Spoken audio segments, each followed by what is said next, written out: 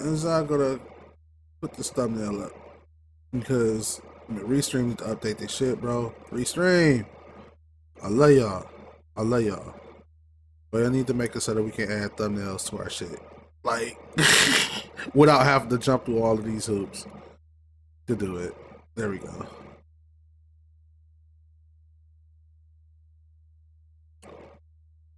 I mean, especially considering the fact that the latest,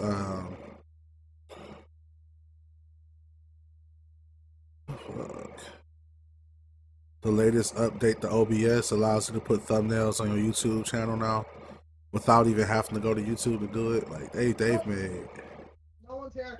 Do it itself. Yeah, like you can upload the thumbnail right there in OBS. Like they've made it. Yeah, got you. They definitely made it. Hello, Like, ladies and gentlemen, boys and girls, children of all ages. Uploads. Boom. Because I shouldn't be doing this shit as we're live. I should be able to do this shit and be done with it.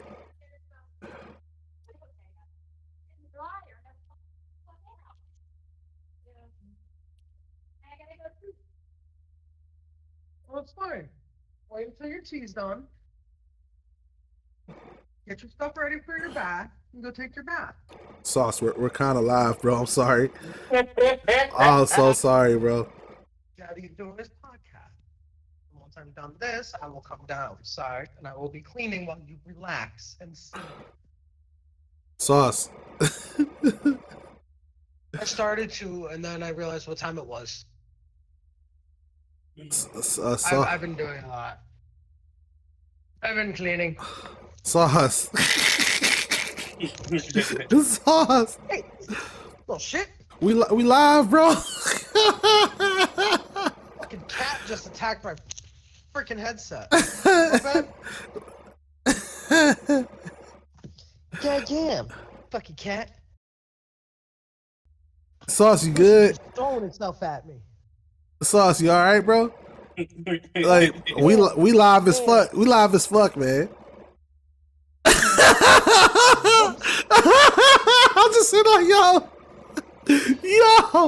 oh shit. The cat just attacked my headset while I walked past. Oh man, I'm just sitting like, yo, we just heard that the whole world just heard that whole spiel. Which spiel? You talking about the kids taking baths and shit, like, bro, we just heard. I'm like, yo, we live, yo. No, that wasn't the kid. Oh, that was Vic, the roommate. Oh, I'm like, what? So he calls you daddy?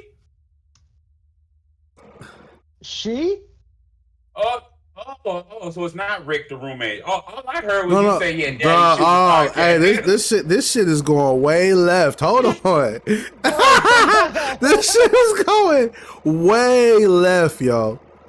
Well, Jim, thank you for finally coming in 30 minutes late. Woo, okay. NXT deadline. Oh. Was not as funny as the crap you just heard.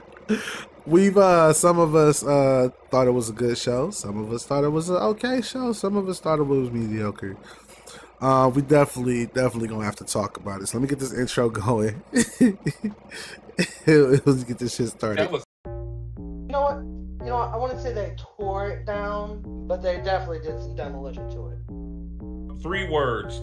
Long ass entrance. Feeling mad Uzi tonight. Oh.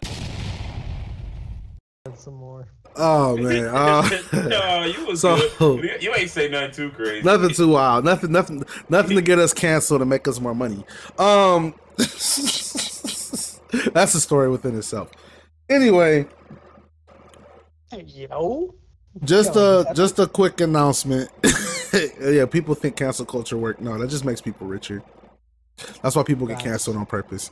But just a heads up. Look at Logan Paul. My off day, yeah, look at Logan Paul. My off days are changing, but the podcast will still be every other Monday at the same time until we decide otherwise. But my Zeta live streams will be switching to maybe Thursdays or Fridays. Just stay posted on the social medias to stay updated on that. Other than that, man, It's your boy Zetamine. With Jim West TV on time. Well, partially. Hey yo, this is Sauce with some time knowledge. 30 minutes late ain't no. Hey, I'm here for the start of the pod this time, though. Yeah, True. True. Tell me to wait. I'm gonna keep it a bean. I'm gonna keep it a bean. I was in the shower and knew. I'm like, damn, I'm gonna be late. My brain was like, they gonna start, and I'm just gonna jump in. Figured that. Well, we actually, yeah, we was just like, we got to backtrack the whole thing. It's like, it's not worth it. We just wait. No, it only for me, it only would have lined it up because I didn't even tune into the pay-per-view into the Iron Woman challenge. I forgot it was on. Wait, they didn't do a good job of really promoting it this time either, though. I will say that. How lackluster Deadline was, you still didn't miss anything. What? Well, hold on. It's about everything before. So Women, it was hella spots I'm going to talk about, but yeah, we get to it. We'll definitely get to it. But yeah, just some things I wanted to. Let's get through Deadline first because the IWC been losing their fucking mind. Anyway,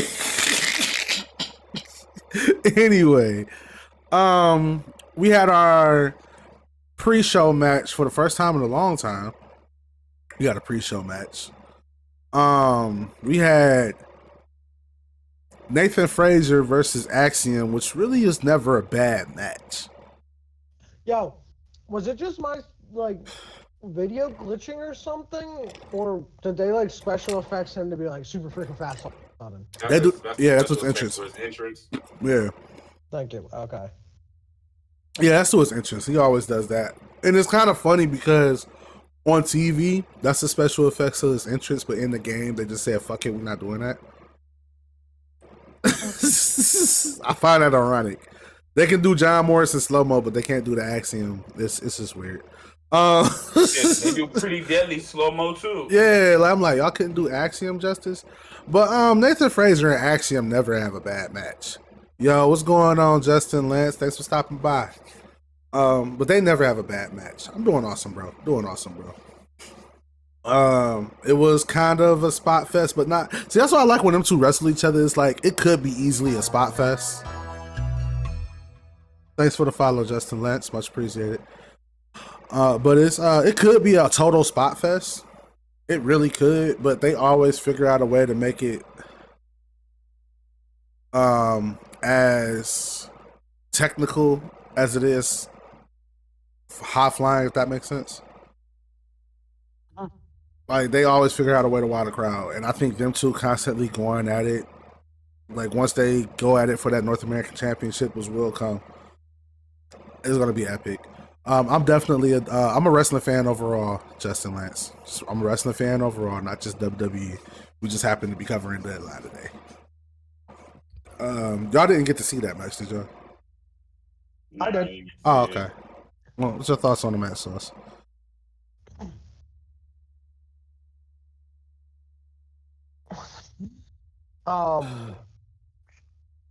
Yeah, I'm sorry, I just lost all train of thought. Next question, please.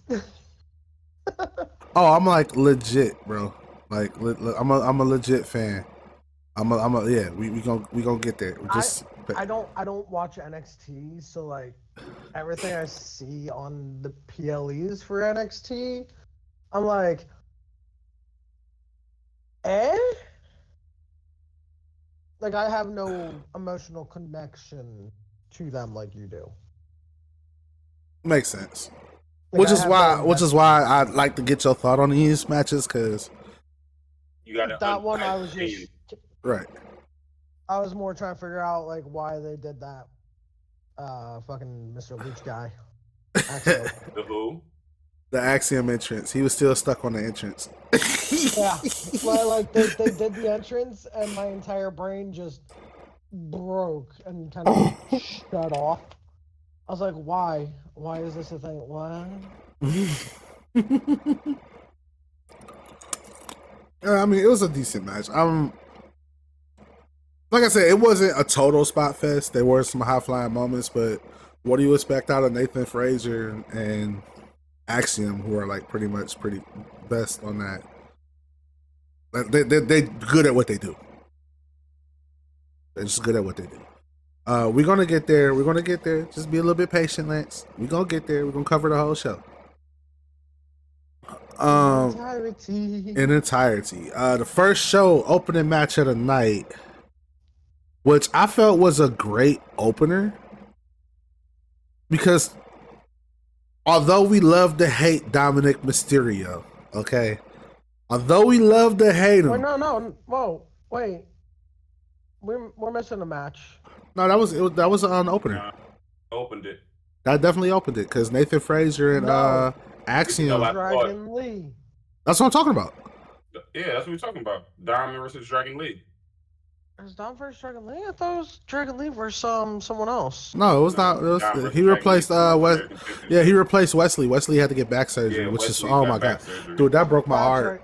That broke my heart, bro. That speech. That's legitimate. That's legitimate. Yeah, that speech broke my heart, bro. Because my thing said he lost feeling in his legs. Yeah, like that. Damn. That broke my heart, yo. Like, we're gonna have to talk about that later. I'm gonna have to ask you that off camera. Yeah. Actually, no, I got a phone. I can figure it out myself. Oh, and we could cover. It wasn't like it was big.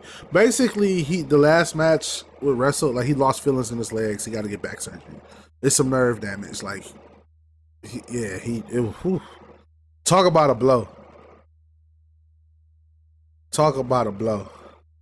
So he about to be in rehab and on them steroids. He's going to be out for at least a year. Yeah, it said 9 to 12 months. At least a year, bro. I'm like, shit. So look, when I heard that, my brain instantly said, well, there'd be no point in pushing back into NXT. So that looked like a 2005 Royal Rumble candidate right there. Yeah. 2025 Royal Rumble candidate. I mean, a lot can change in a year, though. Like, I mean, a lot can change. They might be able to sign all the Rascals in a year. That's just a dream for me. That's a dream. Just re-signed? I thought someone just re-signed with Impact. Oh, my boy, the young GOAT himself, Bronson Reed. Is that Trey Miguel? Trey Miguel. I don't know if that's. Oh, Trey Miguel, yeah. Trey Miguel. Yeah, Zachary Wentz. Whichever one that is, he literally just re-signed the contract. Yeah, but I'm hoping they can get all the Rascals. Yeah, that would be nice. But like I was saying, as much as we love to hate Dom because it's fun to do, when Dominic actually works and actually performs, like, you can tell he's top tier. You can tell that he was ready to go a long time ago, and it's just the character, and I respect it. I respect it. But when he goes out, like this Dragon Lee versus Dominic Mysterio match was better than I expected. Because I'm like, okay, we seen them tied up before. They did they did the match on SmackDown. I was expecting. Oh yeah, Dominic is definitely tough. Like, I was expecting, the same match that we got on SmackDown. You know what I'm saying? But the whole double stump to the apron, that was man. Look, Dominic and Dragon Lee. So they had the spot where Dragon, you know how they usually do the double stump off the turnbuckle when a person hanging. Yabba do. Yeah. So Dominic was hanging towards the apron though, because he was trying to suplex Dragon Lee to the floor like on some WWE 2K shit, and Dragon Lee wasn't having it. So like Dom was slinked back, and then Dragon Lee gets up above him and straight stomp. About the spot by the table, by the apron. Table? Yeah, by the apron when he stumped him to the apron. Oh, that was painful. Like I said, man, when Dominic actually works, bro, like they hung in there. They hung in there. We're gonna talk about CM Punk at the end because that was crazy. That was interesting. I mean, that kind of warmed my blood beating a little.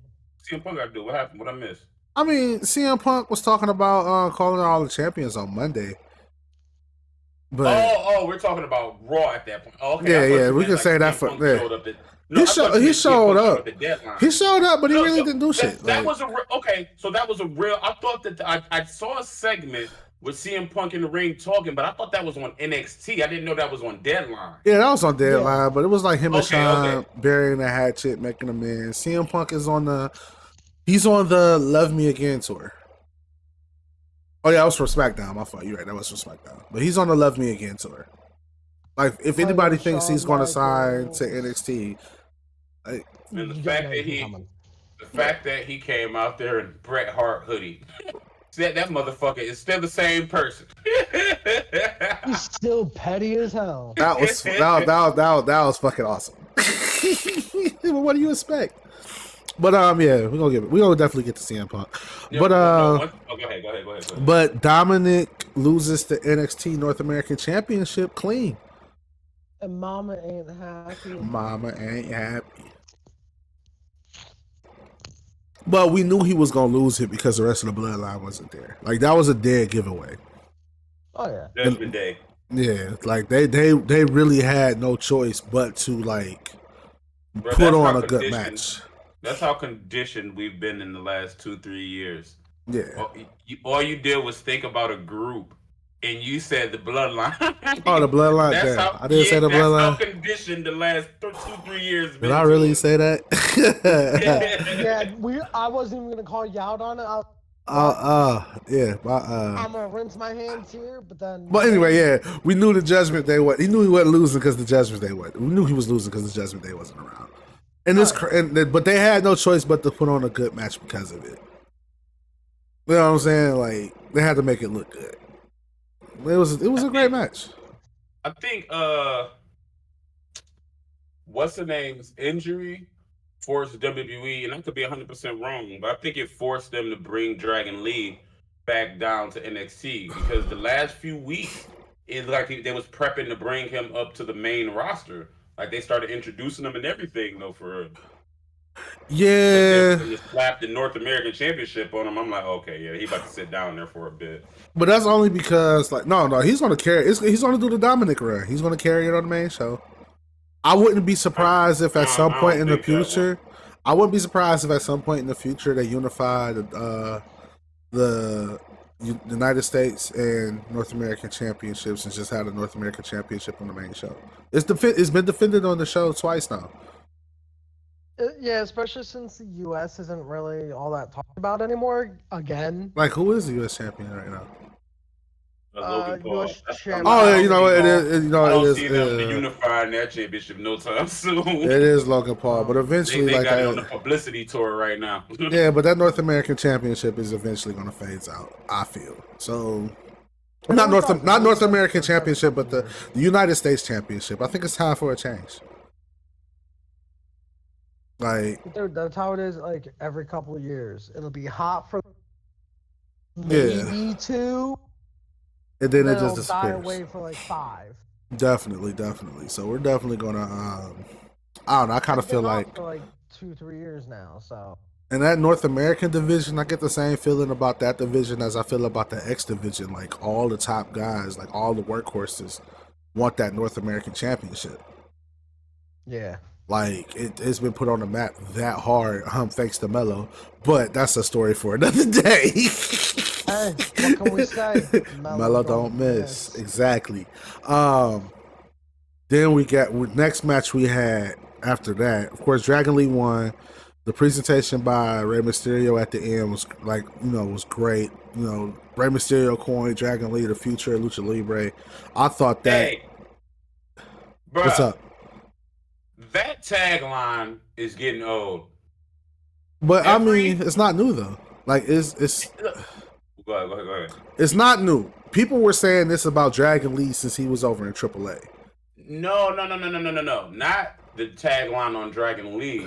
The tagline of Rey Mysterio donning so-and-so, the future of Lucha Libre. Brett, every Latin luchador that he comes across he literally says the exact same. 3 months ago, Santos Escobar was the future of Lucha Libre. He is. So let me backtrack you a little bit to explain that. Did you watch Lucha Underground? Yeah, Yeah, buddy. Okay. Do you remember? Did you watch the season where Rey Mysterio was there? yeah. Yeah, Do you for That's sure. literally remember? Yeah. when I watched. Yeah. You remember why Rey Mysterio was there? Not really. He was there to usher in the next generation of luchadors. Uh-huh. At the time that Rey Mysterio was there, Ricochet was there as Prince Puma. Yeah, Prince Puma. Santos Escobar was Wesley king. was there. Wesley made an appearance, but he wasn't really there. Yeah, Ricochet was there. Santos was there as King Cuerno. This is after he dropped El Fantasma Jr. from his name. He was King Cuerno. Who else was there?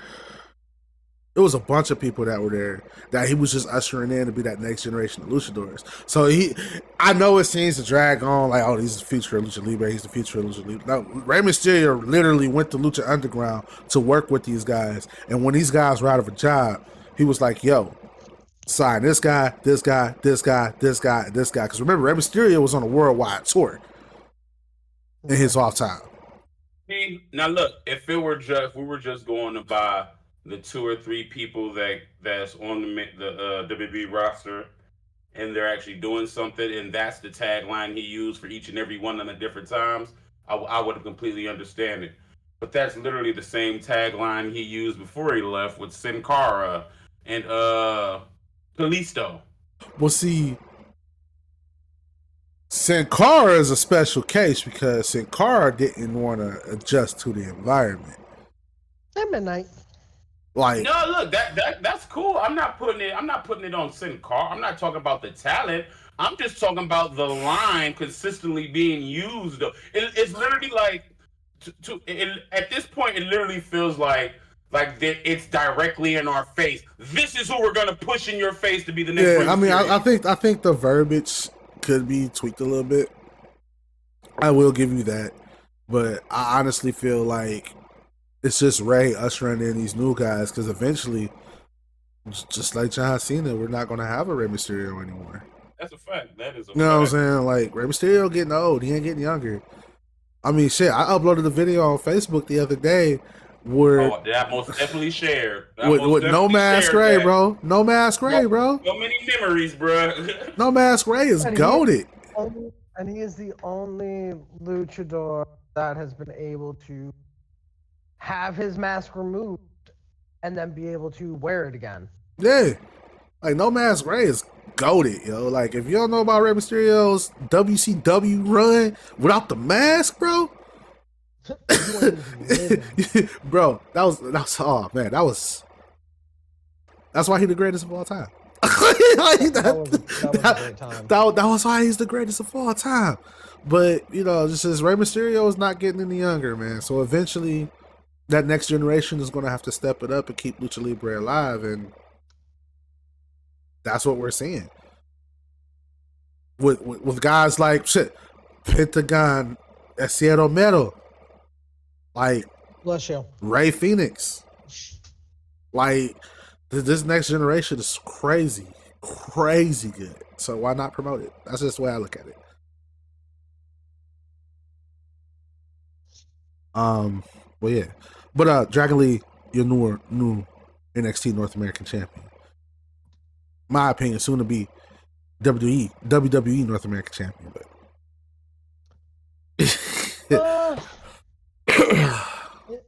yeah. It sounds like it got a ring to it. Right now, I'm against any title unification. Honestly, North American would suit it better now that it's not just, Yeah. primarily made up of. I'm gonna say it. I'm gonna say the elephant in thinking it the way I am.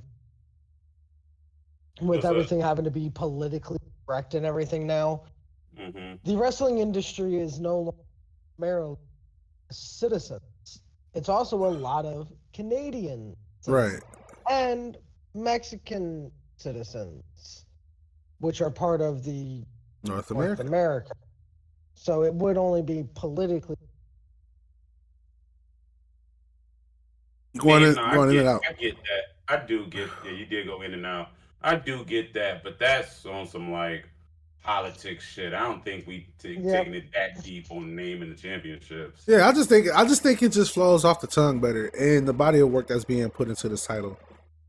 I feel like Yeah, but like, wouldn't that, to a degree, wouldn't that like undermine everything they done did in the last like few years for both not championships? necessarily. You do forget we had a WWE World Heavyweight Championship. A who? You forget they merged the WWE and World Heavyweight Championship at one point. Yeah.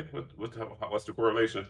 It's not going to undermine anything. It just puts the list together. No, but them are world championships. I don't know. I'm just against it. But you're talking about a It's company who unification right had a European Championship, and they merged the European Championship into the Intercontinental Championship. But For that was very because- reason. That's because they hold on, what? It was just a workhorse. It's a workhorse championship. You know what I'm saying? Yeah, that's what I'm saying, but we only need one mid card title. That's the way I looked at them getting rid of the hardcore championship, and Yeah. the European championship. Like we only need one mid card title, and then actually around the same time is when fast forward a few months later the draft however it happened though, and that's when we get two mid card championships, United States and Intercontinental. I mean, look, I get your idea with unifying them right now. I just don't feel like the company is in the space right now to be unifying any championships right now for But I'm looking at it from the aspect of this title's already been defended on mainstream television. You know what I'm saying? Yeah. Multiple times. North American. Yeah, it's already Look, been but defended that's what on. I was gonna rebuttal to the you said Dragon League gonna be defended on the what's the name, like Dom. I'm like, Dom was really only defended it on the main show because he's a main roster talent, though that's still a part of Judgment Day. Now, if he won the championship as an NXT superstar that wasn't in Judgment Day, there would have ever been a reason to have him on Raw defending the championship. Yeah, but I kind of feel like with Dragon Lee already being called up, it kind of puts him in the same spot. If that makes Called up sense. to where? Dragon Lee is, the- he's a SmackDown Yeah. talent. That's actually where I started, and I'm like, I think that Wesley injury made them call him back down. Audible, yeah, because I mean, Mello is tied up with the whole. Oh, I'm so mad at the storyline. I knew you would. Oh man, this storyline. Storyline. Who took out Trick, bro? We gonna get best friends, bitter enemies too. Yeah, that's gonna be the main event. So what's the name? Yes, and I don't like it because them two work so well together as a team. They're trying to make them the new. Shawn Michaels, yeah. Yeah. Yeah. Let's be real. You can say DX and just Shawn. I also got a curveball. Yo, what's going on, Yoko? I also got a curveball I want to throw in because I had a conversation with somebody at work. We're going to get to that. We're going to get to that because it's a hot topic. The hottest topic of wrestling of all time. Like, all right. I'm trying to figure out a way to usher this in. Is it finally time to start talking about Chris Benoit again? Is it finally time? Look, Yeah, there's nothing wrong with talking about it. that's what I don't get that. I don't trust me. I get the heinous crime he committed. I do, but that literally has nothing to do with the character Chris Benoit. The only connection is that like the biggest glaring connection is that his real name was his stage name. Other than that, I can separate the two. Me personally, I kind of feel like you can't have a conversation. Oh yeah, I got this. I'm going bald. I'm going bald, bro. It's something new. Something new, Yoko. I had to change it up a bit. My hair was standing out anyway, so I said fuck it. But because in my personal opinion, you can't have a conversation about some of the greatest technical wrestlers of all time And not put Benoit on the list. Thanks. And it's just a rough spot. I understand it was a heartbreaking moment. Like it definitely was. He shit on his whole legacy. I'm not denying that. But we can't not have a conversation about the best technical wrestlers in the world without talking about them. And if that's a hot take, I'll take all the smoke on that. But no, that's a thing. Yeah, that's a logical take, bro. That's very logical though, for real, for real. It's like just because someone, it's not even that he died. It's the acts he committed before he died, though, for right, real. Yeah. because I mean, wouldn't that be the same thing compared to any other wrestler that's done some hated shit that was good? Look, bro, I was literally about to say, trust me. I mean, I forgive, but I'll never forget. But as much as I forgive, and as much as these are two separate things, they both are in that atmosphere of, man, you don't do no fuck ass shit like that. Yeah, but bro, like, we literally still got Hulk Hogan appearing on TV after we know what he said and did. Holding nothing against him personally. But Benoit, we're talking about Chris Benoit, Yoko. We're talking wrestling, bro. Go ahead, my fault. Oh, that's the chat. I'm like, yeah, bro, that's the chat. That's just Yoko. That's the chat. That's my boy Yoko. He been with me. He been my A1 since day one. He pops in every once in a while. Yeah. But yeah, it's more so just look, if it's because death is final and it ain't never coming back from that. That's what it is, though, for real, for real. But for me personally, if we're gonna scrutinize this man for what he did, when in all actuality we know there were multiple factors at play, though, for real, and the number one being CTE. They said when they did his brain scan, the shit was black. Yeah.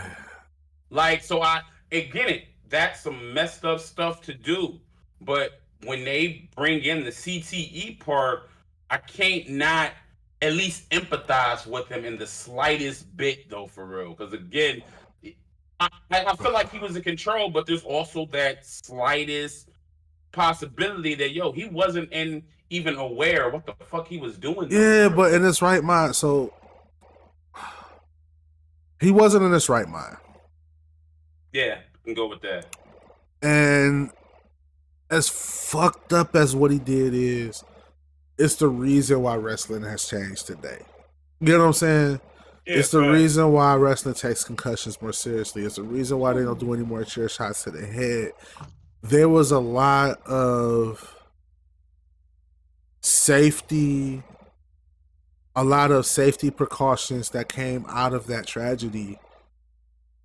But look, Knight, my bad to cut you off, bro. No, you good. And the fact that, and this is just me, and I don't want to apply this to anybody else in the world, but this is just how I look at it. The fact that after it happened, and all the protocols they put in place for these head and concussion injuries and XYZ, for me, that would tell me that, y'all knew that there was some credit to the CTE thing with Chris Benoit if y'all doing all of this now. Oh yeah, shout out to Chris Nowinski. If it wasn't for Chris Nowinski, yeah, for sure. Like, he put that Harvard education to work. If it wasn't for him, they wouldn't even have that. Like, I don't know. Like I said, I just kind of feel like it's time to put Chris Benoit back in the conversation. We don't have to act like we don't have to up him to the stratosphere.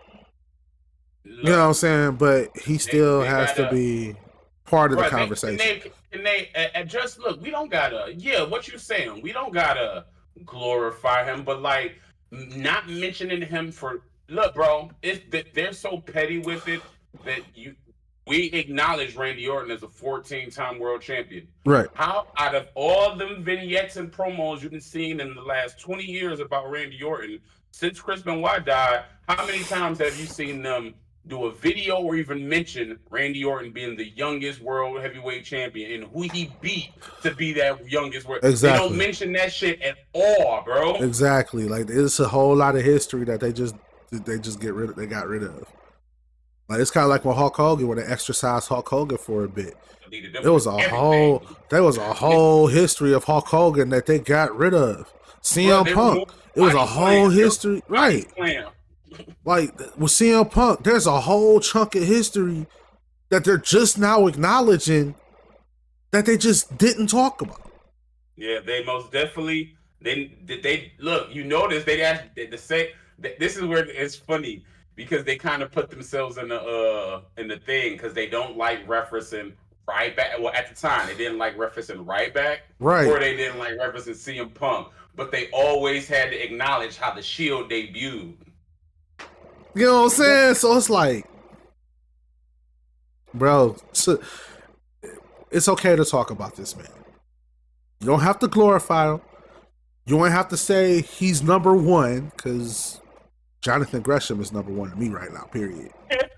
Period. Like that short stocky motherfucker he pretzeling everybody. No, I Like see him everybody. think beefcake for some reason, bro.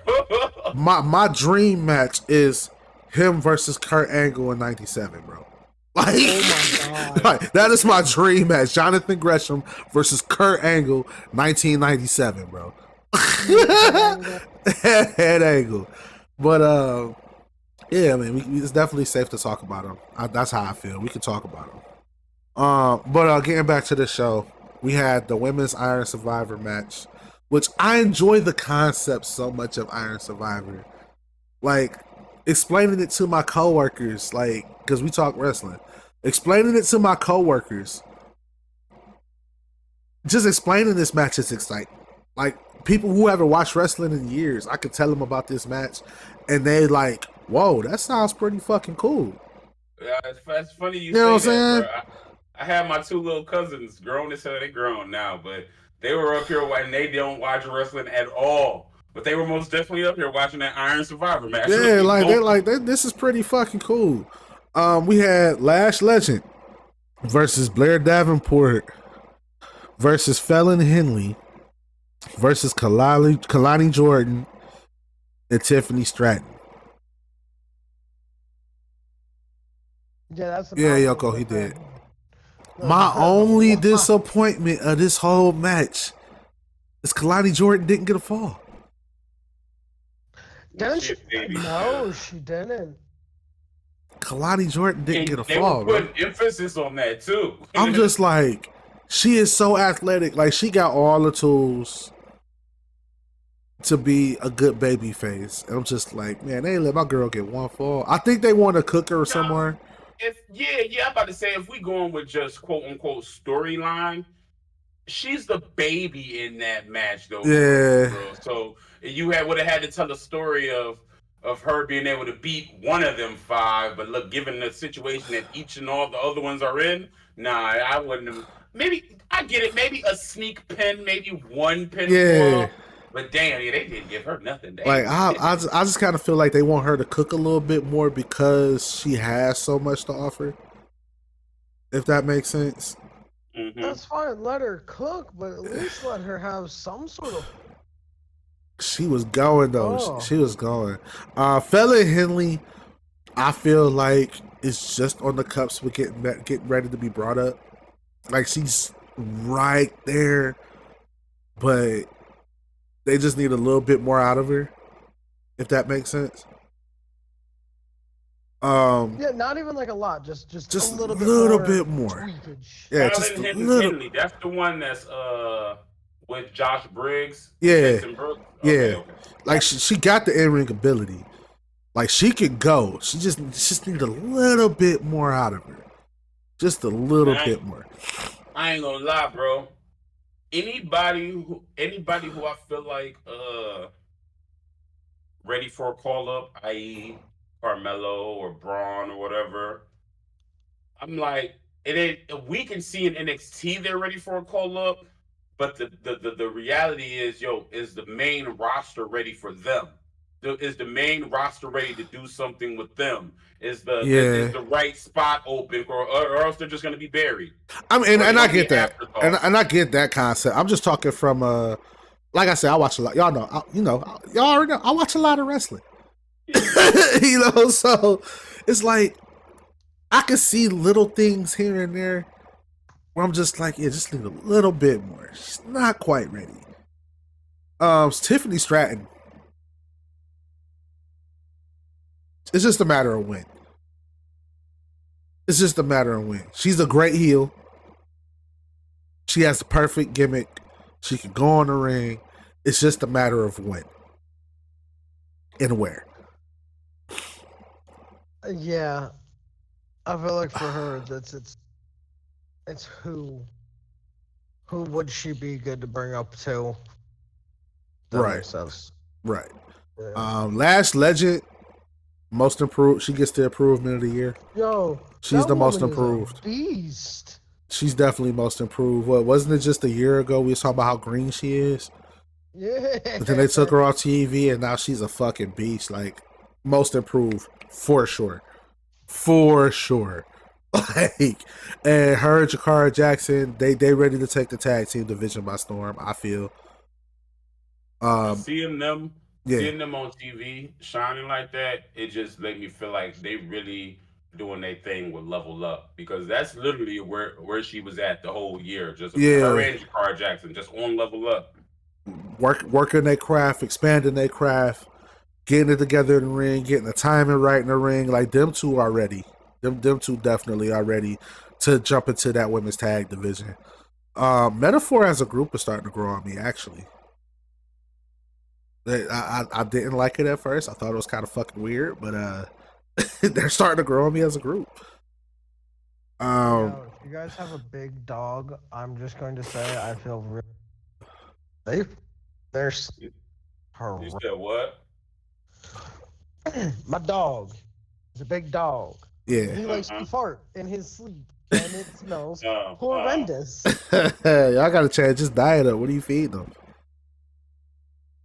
Well, I'm waiting until I get out of this dog food before I change dog food that he's. Yeah, that might be where you want to start. The only That's- reason I know that's that's the my plan. aunt used to breed dogs. So Oh, what kind of dog is he? He's a pit bull mastiff. yeah, you got to change his diet, bro. That's what's causing that. Yeah, It's not hard. it's the gluten and whatever you feeding him. Yeah. If he having gas like that. See, look, you just made me go into my profession real I mean, quick, bro. I do the dog thing. Not to be racist, but we are black. we we know dogs, bro. Whoa, hold on. Speak for YouTube. No, on some real shit. No, on some real shit. On some real shit. There's a Especially reason, pitbull. right? There's a reason why when you in the hood, you see a lot of dogs, bro. Brother loves the dog. You see a lot of dogs, but That ain't man's best friend. That's nigga's best friend. bro. Anyway, but Oh yeah, my bro, you just gotta change his diet, bro. That's it. That'll help that out.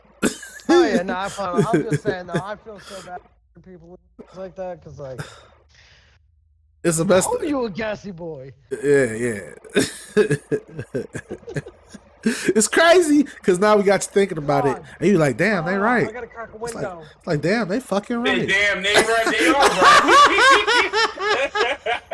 right. Just pay attention next time. You'll notice it. Like he ain't gonna do nothing. You sure he ain't gonna do nothing? He just hopped at the screen door, and come on. Bro, he No, he's just fine. walked He up just to needs me to with a stop. whole arm in his mouth. Oh, he ain't What gonna, you mean he don't bite? he ain't gonna do nothing, dog. Just come on, man. Let's play this back. Anyway, He ain't gonna do nothing. He just playing. just play it. Play Buckle Play.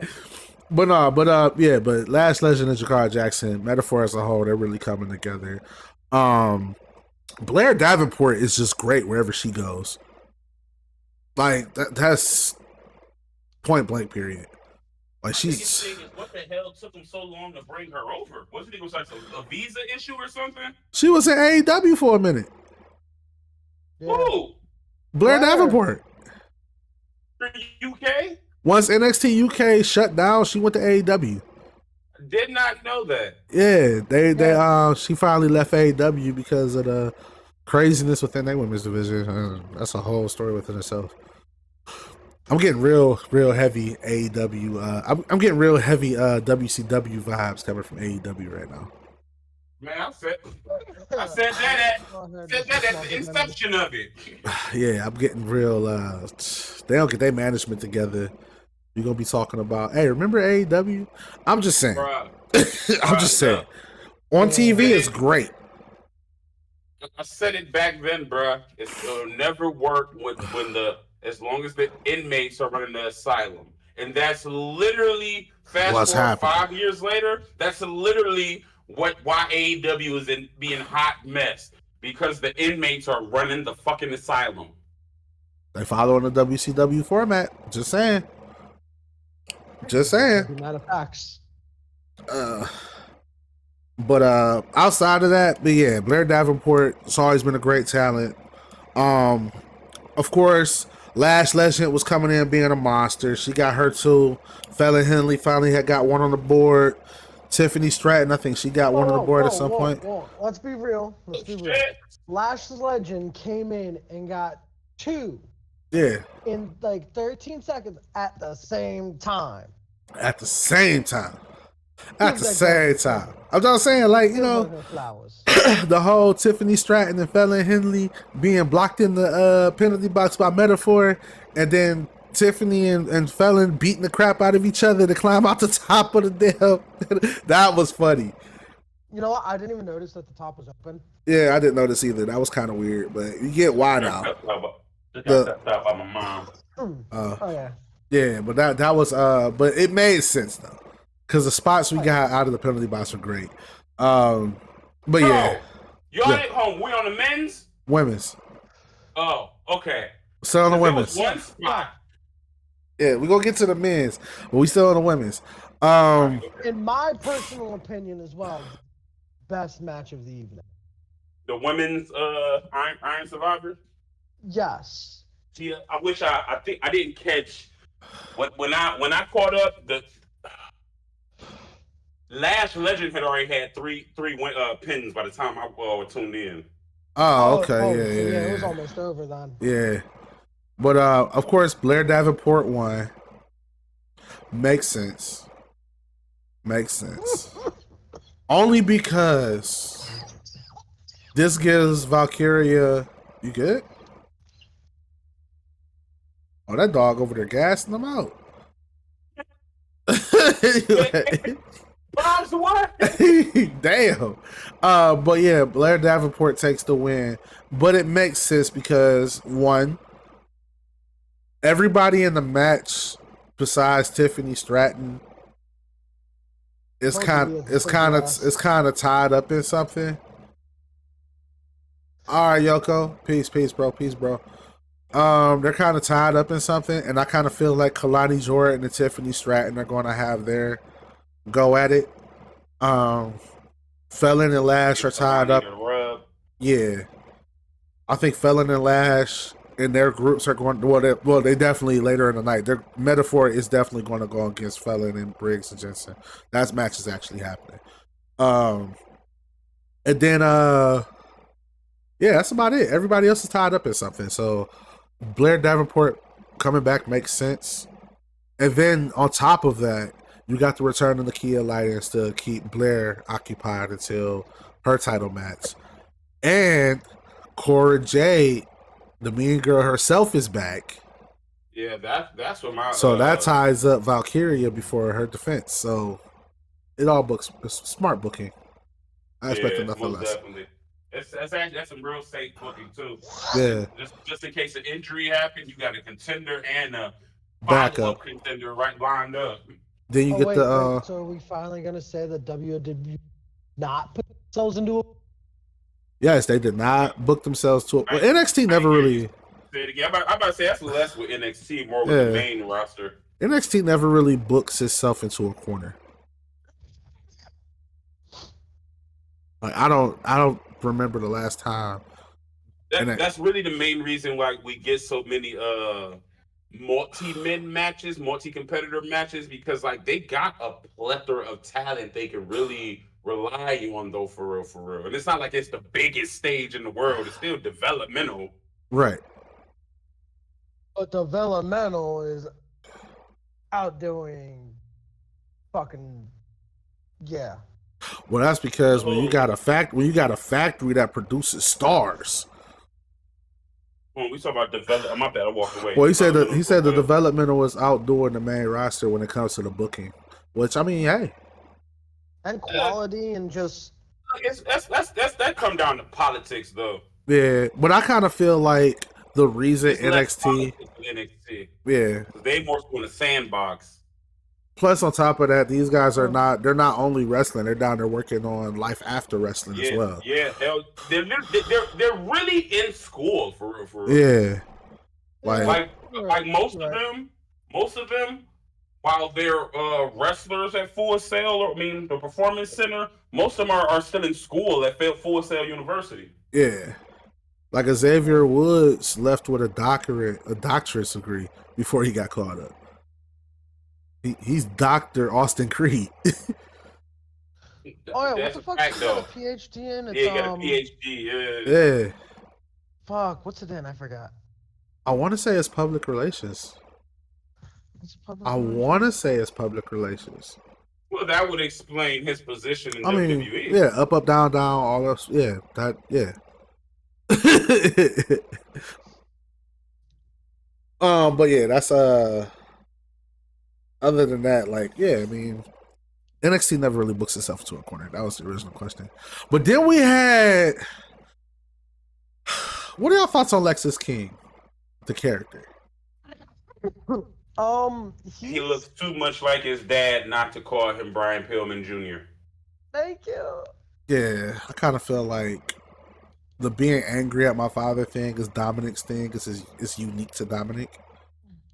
You know what I'm saying? That's because we saw the organic evolution of it. Right, like it's just a unique You just spot. ain't come in mad at your dad. Like what the fuck? Like what the fuck you been? First of all, here's my thing. Here's my thing. I'm not even mad, but the thought process of me, if I'm a WWE fan that's only watching WWE, in my mind, who the fuck are you and where you been?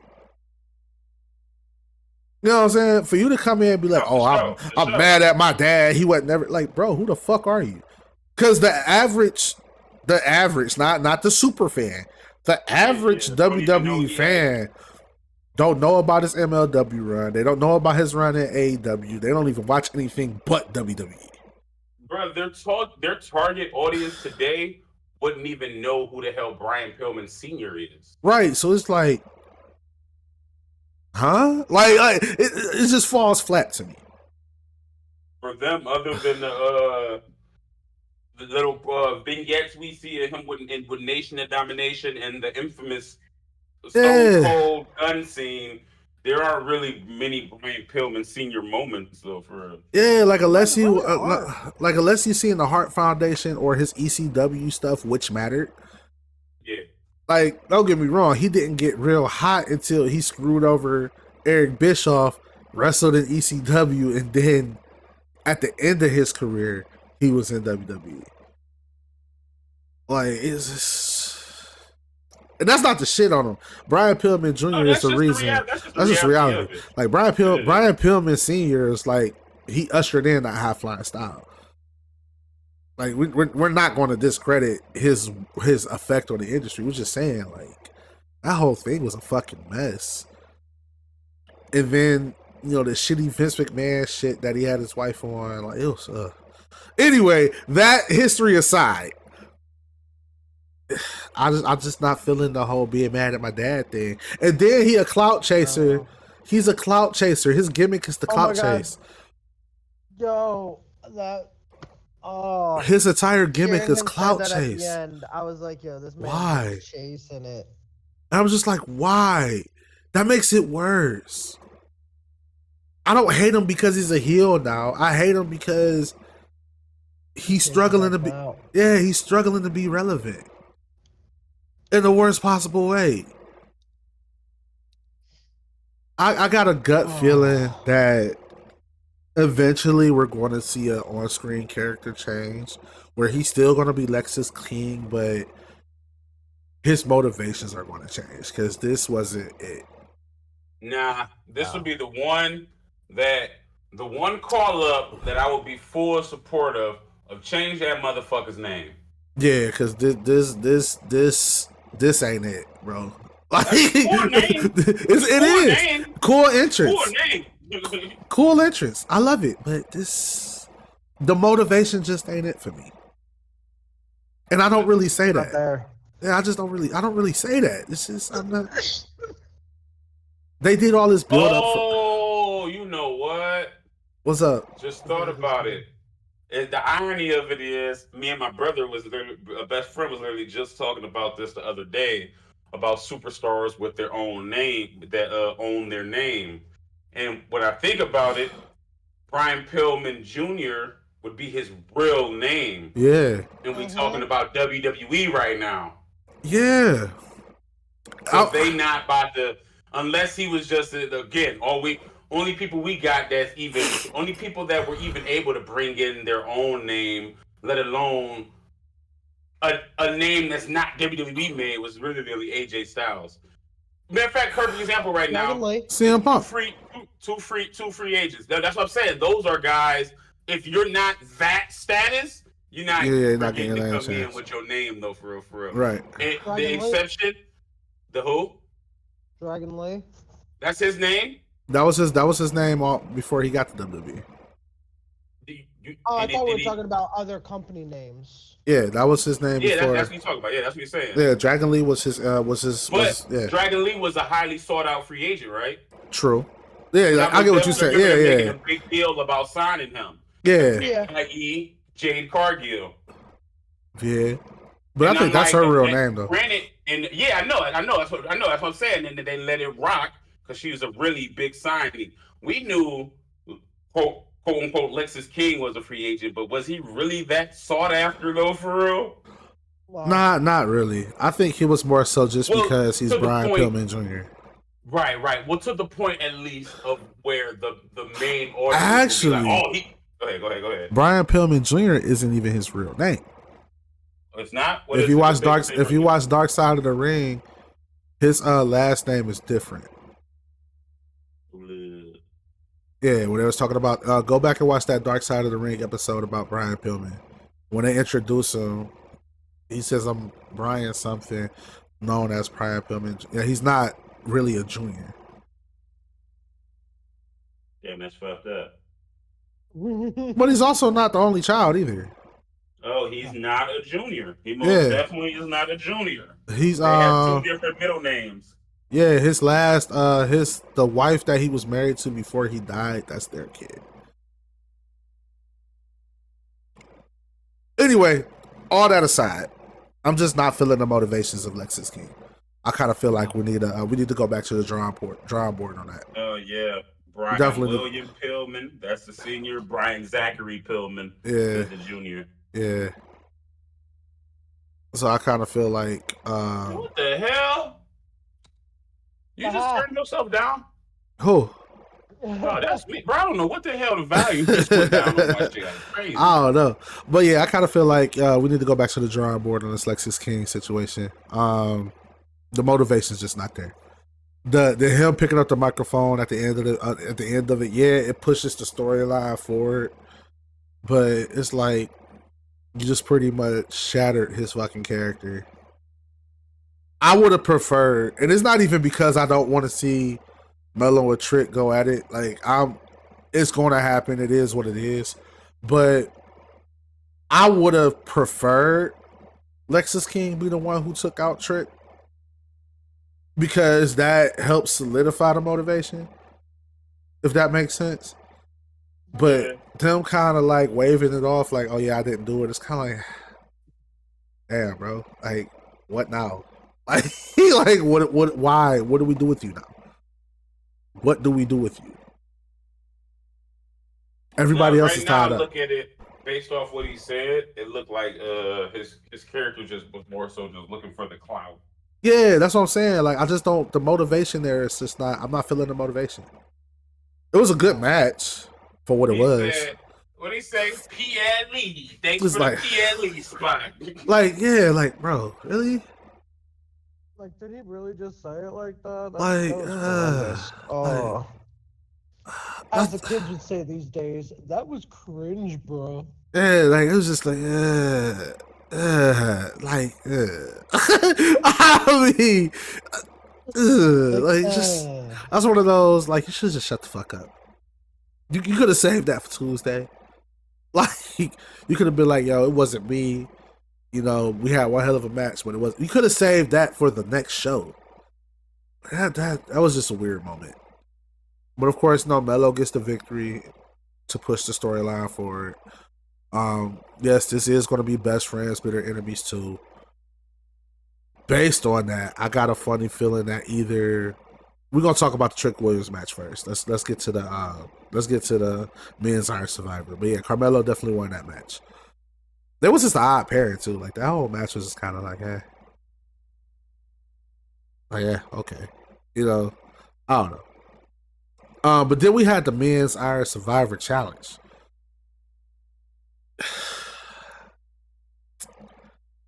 I kind of thought.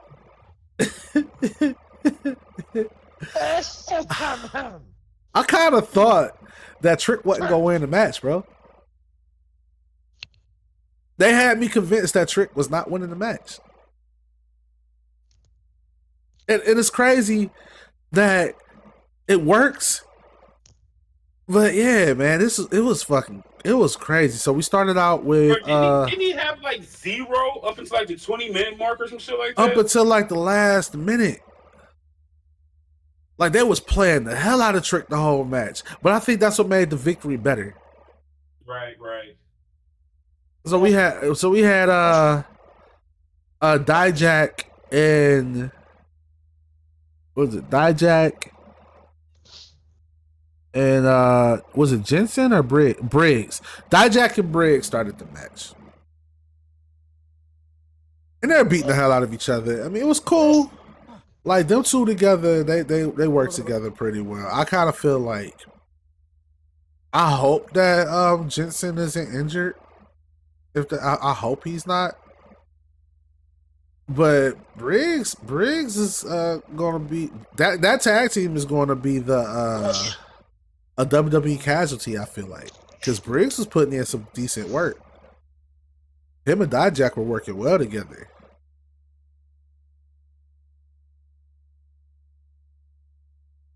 Did y'all good?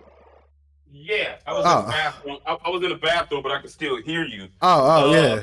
My comment to the Briggs part is, I was thinking that before the match had started, and then after the match was over, they was interviewing Fallon, Josh, and Jensen in the back, and it was a little bit of tension.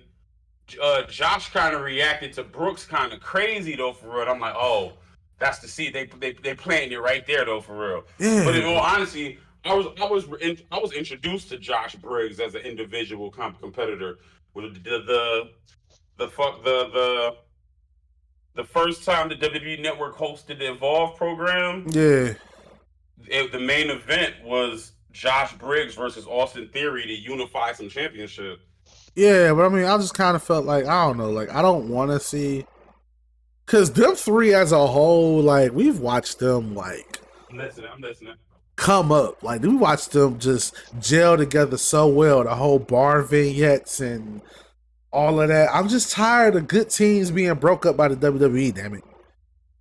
Like I kind of feel like they're gonna be another casualty of that. Oh yeah, 100%. And it's kind of sad that we trade in them for two dudes that wear denim shirts and Daisy Dukes. Denim. denim. By two security guards. I don't know. We'll see what happens with that. But yeah, Briggs put on a hell of a showing in that match. Dijak was Dijak. I don't know why he's still in NXT. Like I like the Dijak character. You know, I like Dominic Dijakovic as a whole. I thought he should have been got called up. They put that fucking stupid ass gimmick on him.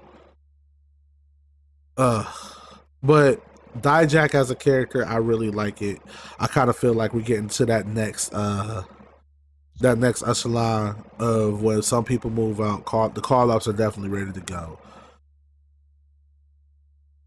Everybody was showing their ass. Who else was in this match?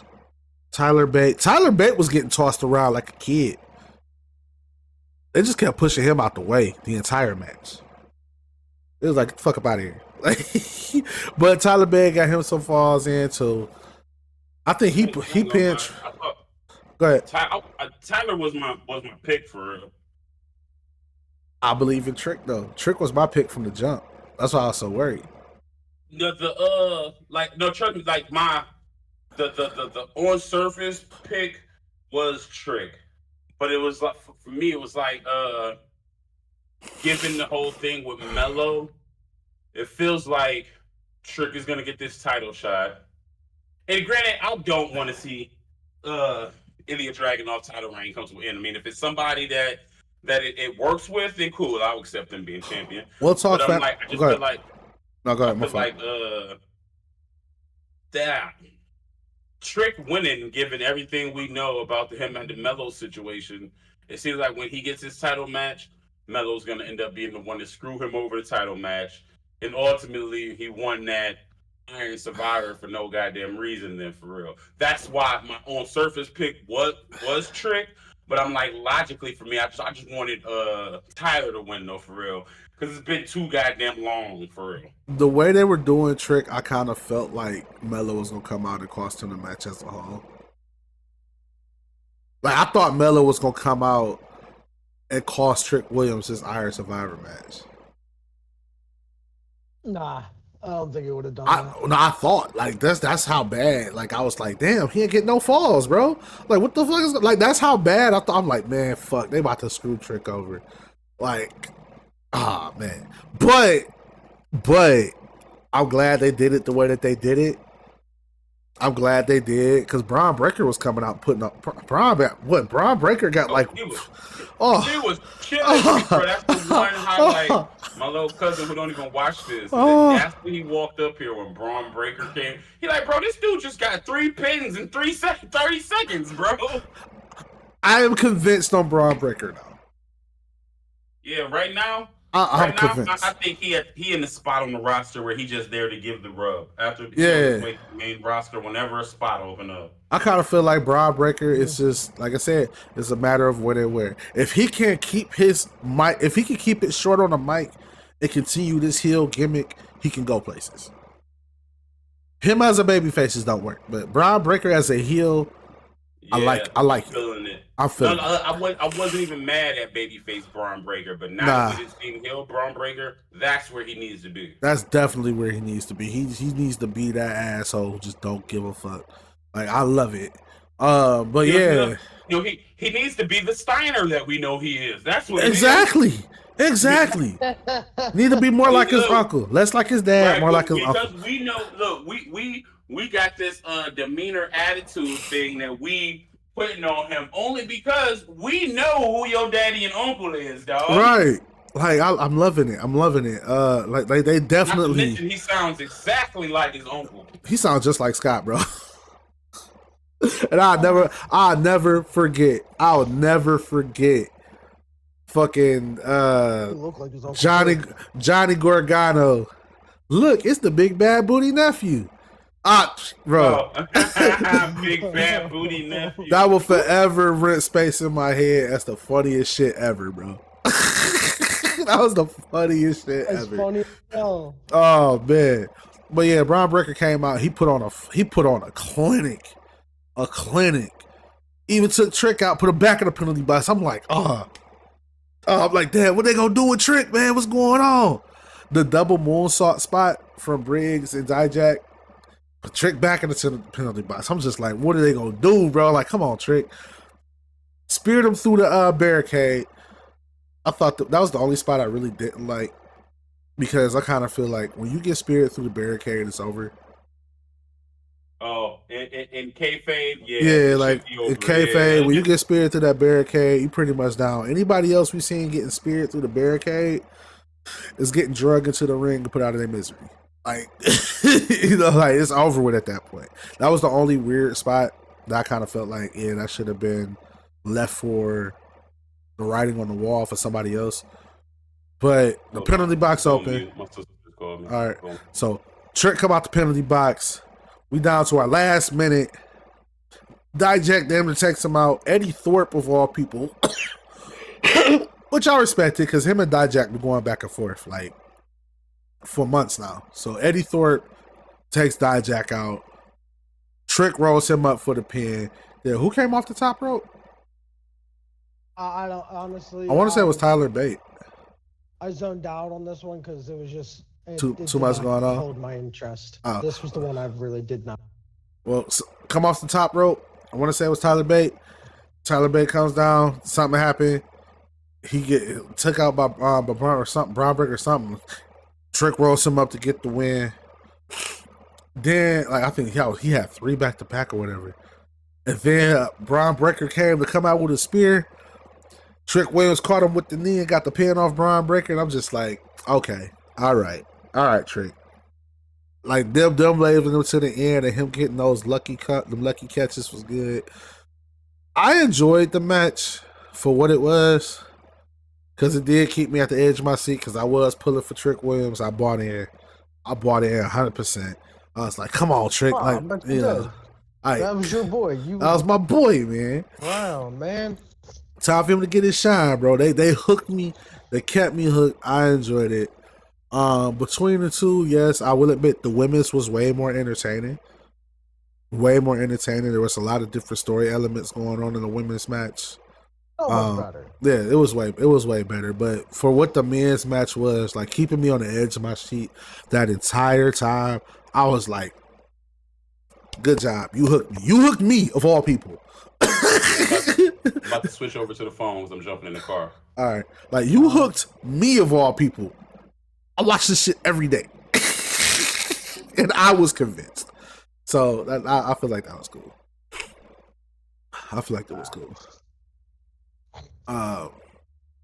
So you saying your thoughts on the match, Sauce? Like I said, I did not enjoy the men's Iron Man challenge thing. It was just too meh. I had no mind you. Right. So I feel it. Then we had the cage match. We had Kiana James and Roxanne Perez in the steel cage match.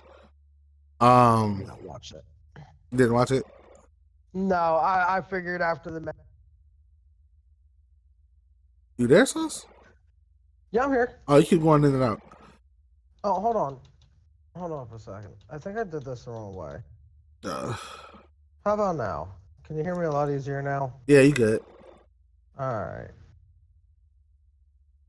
It was a decent match though. I did not enjoy it. Like I said, it's very lackluster, and I had no investment. I feel it. Like, I wasn't rooting for anybody. All I was, I honestly had to go to work halfway through this match. But from what I did see, it was a pretty decent match. They utilized the cage very well. Like they were in there, they were utilizing the cage like men. Honestly, I watched half of it, then I had to go to work, and I just never got around to finishing it. Just like the main event, I didn't really get around to finishing that either. You know, work life.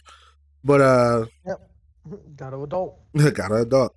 But for what I saw of the cage match, I felt like it was pretty decent. They were on the right track. I am reading here that Izzy Dame, I don't know who that is, got involved. And Kiana James, I don't know, somebody knew. Alright. Yeah, and Kiana James won the match, beating the prodigy Roxanne Perez.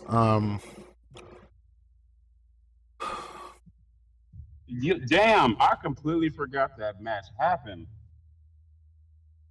No, say it right there. I didn't miss shit then.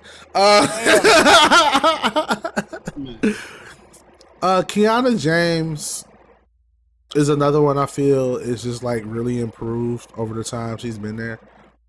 Facts. Do I like the gimmick? They could use a few tweaks. It could. I'm not feeling the whole Sasha Banks 2.0 thing.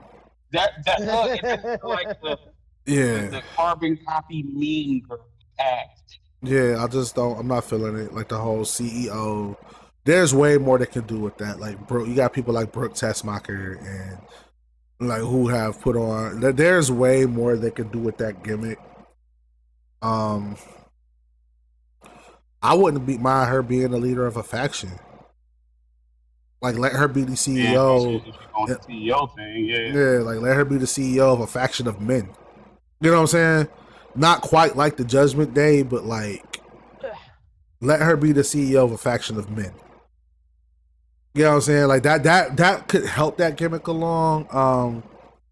Aries? Huh? Talking to my dog. I mean, she could be Tony D's secretary, or she could work with Tony D and the family. You know, like there's so much more that you can do with that whole CEO gimmick that I just kind of feel like they're missing the mark on it just a little bit. But as far as her in-ring work, I've always enjoyed Kiana James' in-ring work. I've always talked about, like, go back and look at episodes where we talked about NXT. I've always praised Kiana James and her ability in the ring. I just kind of feel like her gimmick it's kind of a copy, and it's not her. Roxanne Perez, I think the toughest thing for Roxanne Perez right now is finding her space to plant her feet, if that makes sense. Think so? Yeah, I think so. Like, as an independent, like on the indie scene, she has proven herself everywhere she has gone. Like, she's definitely the prodigy. And Booker T has that, because if those who don't know, the reason he be going off when she come out there is because he is one of her greatest students. She is one of his greatest students. Her and Trick Williams, by the way. But I just kind of feel like, as far as adapting to the WWE, she just hasn't quite found her place yet. And she just needs to cook a little bit more. Huh? No, I was talking to my mom. I forgot to turn my phone on mute. Oh, okay. But yeah, I just kind of feel like Roxanne Perez just has to find. She hasn't found it yet, if that makes sense. As far as the WWE goes, I mean, she's one of the last. She was one of the last Ring of Honor champions. She was one of the, she was in Impact for a while. She's a former Diamonds Division champion for Reality Wrestling. The thing with her lately is, I agree fully with what she's saying about the finding her feet part, because like I ain't been tuning in to NXT like as often the last month, but like one week of course she was a baby face the whole time, but then one week I tuned in a few weeks ago, and she was teetering on the line of turning heel. Then the next week she was a baby. I'm not gonna say she was full on baby face, but she was a crowd favorite. Then she was full out baby face like last night. Well, Saturday. Yeah, I kind of So feel I'm like, like okay, when I saw the heel thing, I'm thinking, okay, maybe they see that the baby face, say a similar to that situation with Cora Jade, like that baby face thing, that the natural, hi, I'm happy to be here, baby face, that grew stale. Now we gotta see. Now we trying to see who you are though. And doing that while you were baby face, it really wasn't getting you nowhere. So let's do this heel turn and see what comes from this. But that's the thing. When it comes to Roxanne Perez, I don't necessarily think a heel turn is going to fix it. Like, usually that's the easy answer. No. I was speaking on Cora Jade. Oh yeah. Cora Jade has really come to her own. But even now, if they were to switch Cora Jade back babyface and have her still keep that mean streak, I would be cool with that. Yeah. That's part of the character she had to find right there. Yeah, but like when it comes to Roxanne Perez, I don't even think turning her heel is going to fix that. I feel like they just need to add a mean streak to her. Like this whole it's kind of like what happened with Bayley. Like, she was cute but tough, and that only worked for so long. You know what I'm saying? Like the whole hugging and, oh, you're a nice girl, we're gonna make you do something mean. Like, we're gonna continue to make you do something mean, and then I'm gonna snap and do something mean. I kind of feel like she just need an edge, bro. if I say even if they don't turn her heel, just give her like an edge or a tweak, like similar to bro. I don't like. think I said this to y'all 2 weeks ago. I do not look as I know he's a heel in the sense of babyface heel, the terms, but I don't look at Drew McIntyre as a heel. He Nah. literally has a legit mode of reasoning for why he doing what he doing. Whether we like it or not, that's up to our interpretation, bruh. This man screwed me over multiple times with his family, and I'm not letting it go though. For real. Yeah, I don't trust him. But that's all I kind of feel like not Cora J, but I feel like Roxanne Perez needs an edge, and she doesn't have that. She just doesn't have it, and I don't know what's keeping it from happening. Maybe they want her to be too babyface, but like even John Cena as a babyface, John Cena as a babyface was nothing without an edge. Like it was nothing without an edge. John Cena still has that motive as he's tough as shit. And are we saying the person or the character? The word? The character, like John Cena, the character, like his. You meant, bro, the whole time you saying this, I thought you meant he needs an edge. She needs an edge in her character. I didn't know you meant like an edge, an adversary. No. She needs an edge in her character. Like she needs she's just too cookie cutter, if that makes sense. Right. Like she needs a mean streak. She needs an edge. She needs something. She's too cookie cutter. Ow. I mean, as a character, as an in-ring talent. Bro, that's literally how most characters start out for the most part, though. Like they try to be these cookie cutter, clean, either baby face or heel, and then they gotta go through something to tweak it for the audience really to grab onto it, though. Yeah, like she just really needs an edge, and that I don't know how to help her find it. Like, but she's great. She's a great talent. She has shined. I've been backing Roxy since the Diamonds division. Like I've told everybody, look out for this girl. I'm like, she got it. She is it. Like I've been backing this girl since she's been put on the scene. Like I've been backing her like I'm Booker T. Like I'm man. She needs an edge. She needs some kind of edginess to her character. Not even a lot of it. Yeah, just a little bit. Like just a little bit. You know, we get it. You've been a wrestling fan your whole life, and you've wanted to do this, and this was your dream. But even Shawn Michaels had an edge. You know, like hey. Speaking of Shawn, I came to the conclusion like last week, bro. Isn't Shawn Michaels? When you look at Shawn Michaels' character, wasn't he essentially like a porn star? Yeah, he wasn't a porn star until he posed for Playgirl. Shawn Michaels' character was just that pretty boy. He was just listen to his theme song, and this literally starts off with a girl moaning. Yeah, because he was the heartthrob. Shawn Michaels was just supposed to be that 90s heart boy. Yeah, that 90s heartthrob that all the women wanted, and it worked. What worked into his favor was that him and Triple H also had Vince McMahon's ear.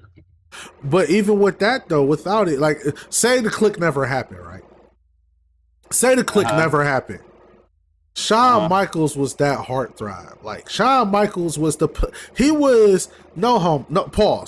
Shawn Michaels was the definition of what a beautiful man looked like to women in the 90s. No, in the 90s, that's who they wanted. That's who that wanted that jock. Yeah, that jock, that all-American male. Pause. That's what women wanted back then. And as he got older, you know, wrestling fans are mostly from country states. Let's just be real about it. He grew into that. He grew into that tough, manly man that women loved at the time. Even now. He adapted to survive upon the character. Exactly. Even now, there are so many levels to Shawn Michaels' character through the psychology of women. I'm just saying. Even now, he could call himself the sexy Bro, boy he until was he's 60. he was even able to incorporate being a teenage degenerate in the middle of all of that. No, for real. Women loved it. He was what women wanted, and Vince doubled down on that, and he ran with it, and it worked. And it just so happened he was talented in the ring. Yeah, that'll never hurt. That'll never hurt. Right. So I was just, that was Shawn Michaels, bro. Like, there's only one Shawn Michaels. There will forever be only one Shawn Michaels. It is not often that you can say that. Not often at all. Not often at all. But yeah, man, but that's why I said, like, Roxanne Perez just needs that little bit of edginess to her character, something to be like, okay, don't fuck with her, and we'll be good. NXT, Ilya Dragunov versus Baron Corbin for the NXT Championship. I was actually looking forward to this match. I'm gonna go back and watch this match. I didn't get to finish this match. Ilya Dragunov won, of course, but I must admit, Baron Corbin's body of work since his return to NXT has drastically improved. Thank you, Nike. Thank you, bro. It has drastically I improved. felt like watching that shit. My bad, no, Go ahead. I just walked in front of my little brother, yelling like, no, bro. But bro, I feel like I was, because it's Baron Corbin. Right. Like, oh shit, here we go again. Yeah. When you look at where he started, then where he went. Let me help my mom. Where he started, where he went, the downs, the high, the lows, the highs, and see, like, yo, the thing is, he has as boring as people want to call him, which he is boring. He's never not delivered. Like he one of them people that it's like it's something like the Miz. I'm not comparing him to the Miz, but right. that effect the Miz got where when you call him, he gonna show up. What you need him for, he thrives in that. He got that face. He got that face that if he's the heel, the face he got makes you want to punch him. You never want to see him in the baby face role. Right. But you when you cheer him, you're gonna cheer him because he really does his fucking job. I feel like I like Gray Area Corbin. Gray Area Corbin. I like Gray Area Corbin. Ever since we burned the ships, and it's not even me making fun of the guy. Ever since he's been down in NXT, he's been standing on business. He's been talking his shit. He's been backing it up. He's been putting on quality work. When he sat there, he told Braun Breaker before that match, Braun Breaker was talking about, I'm going to do you like I did Vaughn. He was like, you forgetting one thing. I'm not Vaughn. And he slapped the shit out of Braun Breaker. Like that whole build up, bro. This is the Baron Corbin that I've been looking for since he was first called up, bro. Like just that, I don't give a fuck. I ain't here to play no games. Let's get this shit done. That's why I love his promo. His promo on Wednesday, I loved it because he spit absolute facts though, for real. Like, yeah, I've been there, been that. But you got the one thing that I haven't done though, for real. And he said, look, for me, that's just something that I need to grab, and that's just my decision. That's what's stopping you from going home to your son, basically. And I'm like, hey, as a dad, hey, bro, you bring my kid up, I'm beating your ass. I don't care what the context was. You bring my kid up, bro, I'm beating your ass. Dude, this like children off limits. We don't do. Nah, bro. But this Baron Corbin, I fuck with this Baron Corbin. This is the Baron Corbin I can see winning championships. This is the Baron Corbin I can see actually doing shit on the main roster. This is the Baron Corbin I can see them putting the workhorse title on. Like, this is the Baron Corbin that I wanted for so long. that we needed back. Let's be real. Yeah, because I don't know, because even Biker Corbin was like, No, I'm talking Lone Wolf Corbin, not Biker Corbin. oh yeah, Lone Wolf Old Corbin. Corbin. Yeah, I'm not gonna lie, bro. Only way I'm taking Lone Wolf Corbin back is if they give him his old music back. yeah. That old interest in him, Oh yeah, spotlights and shit. I can respect that. Yeah. But I'm liking this, man. Like Baron Corbin, like Baron Corbin, I like it. Like I like this Baron Corbin, bro. Like if he could keep this body of work up and come back up to the main roster and continue this body of work, I would say put a title on him. A title. No, I'm not saying put a world title. I would say put a title on him. A title. Yeah, a title. Yeah, that's cool. You know what I'm saying? We literally saw him as United States champion, but that shit was for like a month. Yeah, but he wasn't ready for it. At all. He was green. You could tell that was just one of the situations where at the time they had hella faith in them. So hey, let's toss this United States Championship on them, no, for real. But again, that was 2016, 2017. So we know it was also a lot of shit at that time. They was going through it. WWE was going through it. But this Baron Corbin, now he's ready. Like now he's ready now. Ilya Dragunov won the championship, he kept his championship, which makes sense. It makes sense. Because I agree with Jim on this one.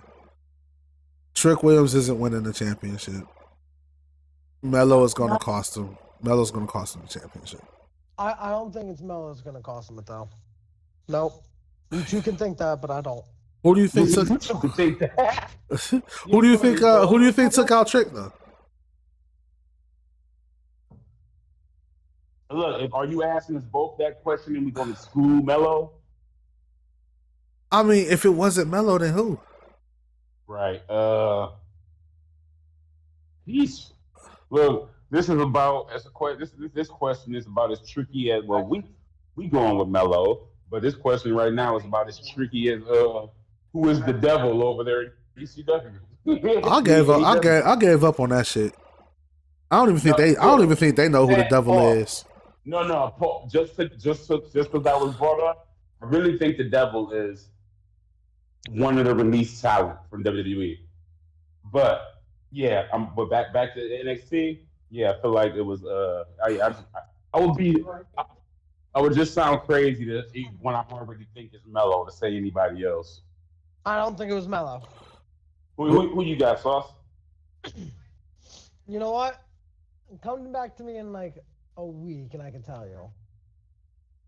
All right. When is the? See, at minimum, I feel like we're gonna get the answer by the time we come back. New Year's Eve. Yeah, New Year's Evil. What I say? New Year's Eve? Yeah. New Year's Evil. I think we're gonna get a New Year's Evil too. Nah. I will know within a week who. You'll have your answer within a week. Okay. Yeah. I just don't. I mean, it just means I actually have to go back and look to you now. Yeah, because I mean, Baron Corbin did have the most to gain, but he's too tall. Yeah. I don't know, bro. But I mean, this is just like the Nikita Lyons situation. We found out it was Blair Davenport. So I don't know. But man. I think the assailant couldn't Melo either because of the height. I don't know. We'll see. But I mean, like I said, as far as NXT deadlines concerned, it was a decent show. Was it all shit? Yeah. You gotta see this. I wouldn't say that, but it was a decent show. It was cool to hold me over till to day one. Was it the most CPLE 2000? No. Right. No. Was it entertaining? Yeah, it was cool. I still think Survivor Series holds more weight this year, though. Yes. Yeah, I mean, definitely. So y'all go, yeah. Oh, yeah, Survivor Series. Damn. That's hey, listen, knife and sauce. I am gonna make it my duty. And I don't know if we only going to AEW or all brands, but more so specifically for the E.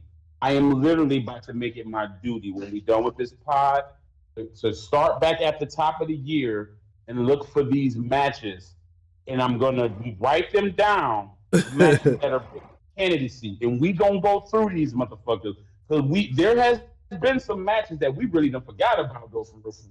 Yeah. Like I completely forgot that. Granted, it's the end of the year. Completely forgot that Charlotte versus Asuka. That was Charlotte versus Asuka. No, Charlotte versus Rhea. No, who was the WrestleMania against Charlotte? Rhea Ripley.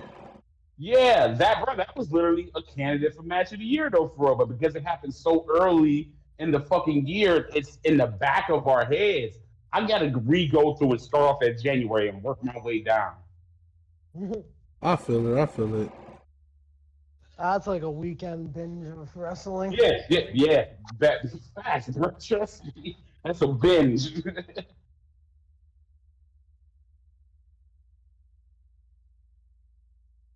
But yeah, man, that's why I said like I don't. It's much wrestling I watch.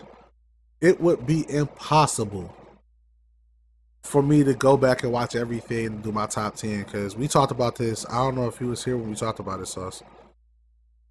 Like Jim wanted me to ask because I do my own match of the year candidates. I don't follow the Meltzer review.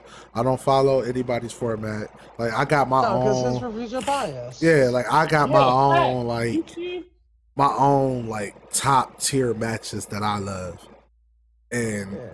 we said that we're gonna start doing like our top 10 matches or top matches of the year. Starting next year, because this year's already done. That's too much wrestling to go back and fucking watch. Like, because I watch everything, so that's too much to go back. But I did promise myself, especially with my days off changing, I'll be able to actually watch MLW and Impact and be able to add those back to my cycle. Repertoire. Yeah, add them back to my cycle. Even though I know that MLW right now is in a downswing, but we'll see. But yeah, so I'll actually be able to go back and actually rewatch some of that stuff, or watch some of that stuff and keep up with it. But yeah, I mean, let's talk no yeet. Let's talk yeet gate. Oh, yeah. Let's talk yeet gate. No yeets. Because we got a different conclusion the other night. No yeets. Let me stop. Hey, Jimmy Uso. Hold up. I want to make some aware. Yeah. So, you know how it used to be that whatever superstar with like a title or something, actually, all the superstars are just having free. Like, you breaking up, Sauce? I said, did you notice that recently superstars that used to be on both shows enabled? Yeah, Oh, you well, said Triple H, superstars that used to be on both shows have been able to what? the ones that just bounce around from show to show. Oh, the free like agents? Raw Yeah. or something. No, Oh, the free no. agents. Oh, the free So agents. like Roman's stuck on SmackDown. He can't go to Raw. Right. Yeah, because Triple H is actually enforcing time. Yeah. Well, I mean, look, I feel like it's more strict this time around only because they're on different networks. It's not even that. No. How many times? Think about the entire roster. Think about the entire picture when it comes to on the creative side. When it comes to when we do these drafts, right? How many times have they done this draft and it just didn't fucking matter because everybody can go on whatever show anyway? Right. Like at the lowest point of WWE, back when nobody was watching, I'm gonna just be real about it. There was a low point. Well, y'all know it was a low point in the WWE where like, okay, we did the draft. Now what? But look, I'm not gonna lie. The draft seems. I mean, only when we talking about the part of the draft when the superstars are still showing up on whatever. Yeah.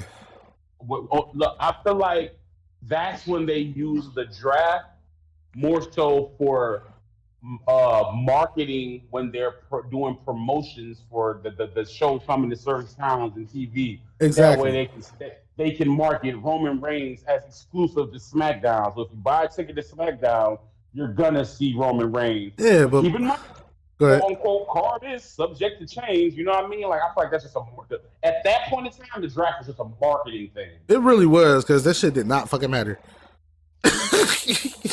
It did not matter. That's what I mean. But that's what I mean when I speak about the different networks. Because granted, I do know whatever network really don't matter. That certain show will still show up where. But you got to think about it. If I'm Fox and I know y'all biggest draw at the time is Roman Reigns, and Roman Reigns is a SmackDown exclusive, and we're on the USA Network. Oh yeah. I mean, yeah. If he's a Fox exclusive on SmackDown. Right. My bad. I was answering the door. Why would me as Fox want him to go on Raw? Want him to appear on Raw?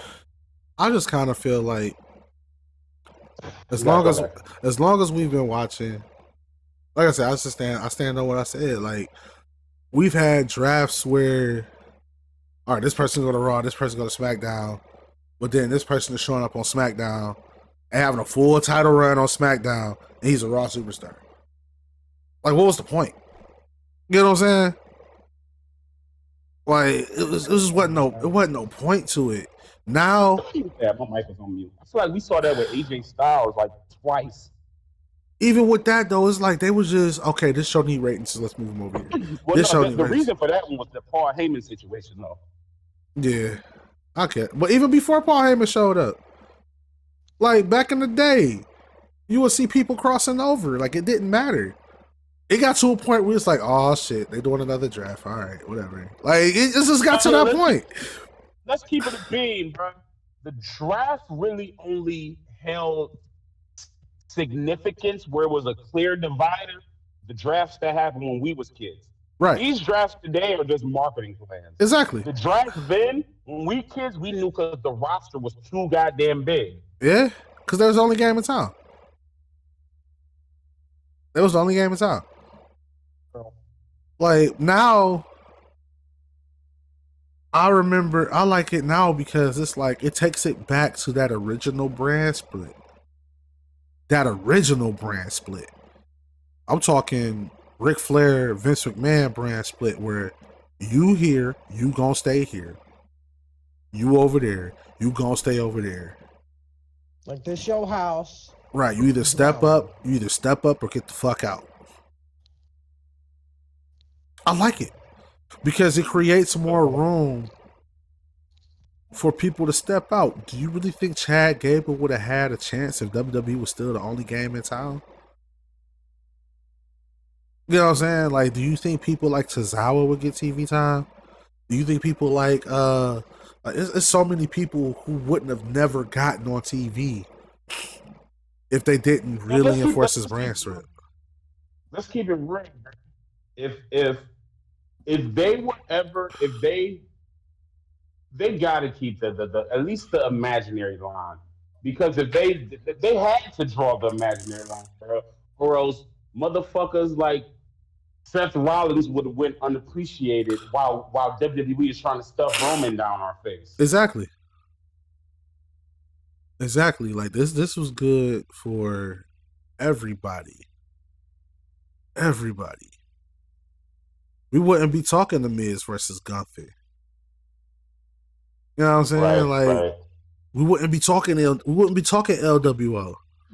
Like we wouldn't be talking about none of this stuff if they still left it the way it was. Bro, they wouldn't even if it wasn't a brand split, they wouldn't even let that many Latin superstars get together.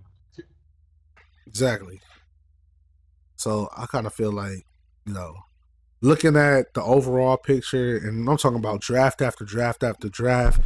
That moment when that momentary when Triple H was on SmackDown for like a week, like You know what? But look, Go ahead, No, Mike. Go ahead, Mike. Go ahead. Like I'm looking at every draft over the years in my head. Like going back to Keep in mind, basics we is know what we matters. got one coming up in a bit. somebody was late like usual. I don't feel like Hey, F you. Can't afford me. I don't feel like I want to wait and see what happens as we get closer to Mania. Because I kind of feel like with Triple H being at the head of at the head of creative right now, I kind of feel like we can use the draft more sparingly. So we had the shit talking segment, right? Yeah, we have the fantasy booking segment, right? Yeah. Oh, fantasy booking? Crazy, because that's actually what I wanted to ask y'all. How you ending night 1 and how you ending night 2? Oh, So I just need to know the 2 matches. Let's say that one for the next one. Say less. Because I gotta look. I gotta look at the field. Okay, cool. Because we still got to see what CM Punk is planting his feet. Oh, bro, he's planting his feet in Raw. When Randy signed to SmackDown, they already told me what CM Punk was going. That's not necessarily true though. Man, why you waiting until Monday to decide when he was just on Raw? On SmackDown. Oh, you might be right because he coming back here to where he in Cleveland, where it all ended. It will begin again. Yeah, because SmackDown is already a stacked show. SmackDown is stacked. Looking at the field from a business perspective, yeah, put him on Raw, and then we already know him and Seth gonna have a little. There he can go, and especially the one that's glaring. Yeah, that he already clearly sent shots at. That's what told me. Oh, he going to. Yeah. You're not even a man. But I kind of feel like we're in a place right now where they can use the draft more strategically. Right, if they go about it right, yeah, you 1,000,000% right with that, bro. Because if it's done right and they stick with it. Yeah, because honestly, I feel like I could see a draft happening if we get to a point where it's stale. We don't have to do it every year. Once we exhausted every rivalry we can exhaust, okay, let's start a draft. Let's switch some shit around. Let's shake some shit up. And get back and put the boat in the right direction. We don't need a yearly draft for WWE. We really don't. With the level of talent that they have right now.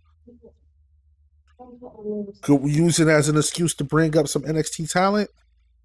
Sure. That's understandable. Why not? Fuck it. Hey, put them in the spotlight. But we don't have to do a yearly draft. They need to be more strategic with it. Just be more strategic with it. Like, this draft that passed, you can get like a year or 2 out of it. Just looking at potential, just looking at potential rivalry, like potential rivalries, we can get a year or 2 out of it. Easily. Oh my God, they're here right now. What, WWE? Yeah, I didn't even think about that. Yeah, they're here today. We're gonna find out everything we need to find out today. But yeah, I kind of feel like we can. I'm about to drive downtown. Hope I see Randy. You gonna go Randy hunting? Hey, dude, that would be so funny. That would be a funny ass podcast skit. That would be funny as fuck. Just Jim on the cell phone, like, we're on the look for Randy Orton. I haven't found him yet, but that would be fucking hilarious, yo. That would be fucking hilarious, bro. Hilarious. Oh man, there you go, Jeff Fight. There you go. That's a good list. I've been thinking about getting into skits for the channel myself, though. But I always got shit running through my head. You already know how I am. I'll be like, oh yeah, always. I just write it down. So right, like I'm always in creative mode, bro. But yeah, man. We're gonna find out a lot tonight. Like, it's gonna be a lot of good talking points. I mean, if y'all want to come back next week, I'm all for it. I don't give a fuck. Just let me know what y'all want to do. But We definitely need to address it at some point because it's a lot of shit happening. It's a lot of shit happening. But it gives us a lot to talk about every 2 weeks. But yeah, back to Yeetgate, the cease and desist. That shit came out of nowhere. Did you hear about that, Jim? I seen they resolved it. They resolved it? Yeah, I mean, I didn't look into the thing. We got notifications saying that they resolved that whole situation, so I don't know if they're gonna be able to use it or not. Man, listen. Hey, if Jimmy Uso don't get a title run, bro, I'm gonna be so mad. I'm gonna be so mad. Like, don't get me wrong. I fuck with Jay. Jay is the homie. Jay is Jay. But Jimmy's character work has been absolutely hilarious. Absolutely hilarious, bro. I'm just they're doing that man so much shame right now. I just want y'all to know. I want you to know though, he carried the blood. He said Jimmy carried the blood. The bloodline. Jimmy. Oh. Jimmy. Jay. Oh, Jay. Yeah. Oh yeah, Jay carried the bloodline. Don't get me wrong. Jay got all the respect. Second he left, it fell out. But Second he left, it all fell out. But Jimmy's character work, bro, it's undeniable. That shit. Oh yeah, he's having fun with it. He's having ball. Like I said, the no yeet part that killed me. That killed me. He said yeet. Then he said, "Sam, oh, Tribal Chief, yeah. Oh, all right, no yeet." I'm like, bro. This man. It took me out. Randy Orton giving him the RKO and then the fan footage of them rolling him out the ring so they could change the carpet. He said he was unconscious for 30 minutes. Dude. According to a news article. Jimmy Uso will go down as a national treasure, bro. 30 minutes after the RKO. Jimmy Uso will be a national treasure, bro. If you do not enjoy this, if you don't enjoy this run with Jimmy while we have it, like he's tweaking on a whole new ceiling, a whole new fucking level, dude. Like, especially he's like, man, I'm injured. I can't do nothing. What? Nah, I'm not injured. I can do something.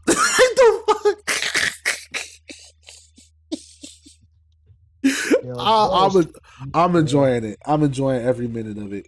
Like, I'm enjoying every minute of it. It is wild. It is wild. The whole me and Yim slap, he was like, damn. The whole time I was, enjoy this Jimmy run while we got it, bro. Like, enjoy it while we got it. Because it's comedic gold. He getting right up there with R-Truth to me. Like, it is golden. Speaking of R-Truth, hey, much needed on Raw. I hope they got a whole movement going. They want R-Truth to join the Judgment Day. Bruh. Yes. He's like, JD, nobody like you, dog. You gotta go. Man, we gotta get better security. Y'all want a jelly roll? Everybody could just walk in here, huh? I heard y'all looking for another member for War Games. I got your back, dog. He's like, but you gotta raise y'all spirits. Randy Orton back. Ain't that cool? I was like, bruh. That's only one. Oh, man. That man is a national treasure. Oh, hey, man. Him and Jimmy neck and neck right now. Like, to me, him and Jimmy is just neck and neck right now, bro. I don't know if them two cool, if they best friends outside of the camera. Like, I don't know if they. Yeah, you never watch Up, Down, Down, do you? I didn't. I haven't watched it in a while. They're pretty buddy off camera. All right, yeah, so it makes sense. It definitely makes sense. But yeah, man, listen, even though he a heel, man, Jimmy is entertaining as hell right now. No. You said what? Oh, my bad. Oh no, yeah, but Jimmy is definitely like on point right now. But that's all. Well, no, we gotta talk about Punk. Well, we already talked about Punk. I think we covered everything. I think we got everything this time. Yeah, I think we covered everything. Oh wait, yeah, Jimmy. Since since you were going to go past matches, not uh, find matches that we predicted months in advance too. Lay it on me because we predict a lot of shit. I'm sorry to think the writers listening.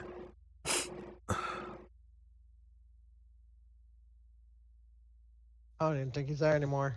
Oh, No, I'm here. My bad. I was talking to my mom. said 5 matches we Okay. predicted. 5 matches I predicted. That we predict. Yeah, we predicted as a whole. Hold on, you said 5 matches that I predicted. My bad. That we predicted that have happened.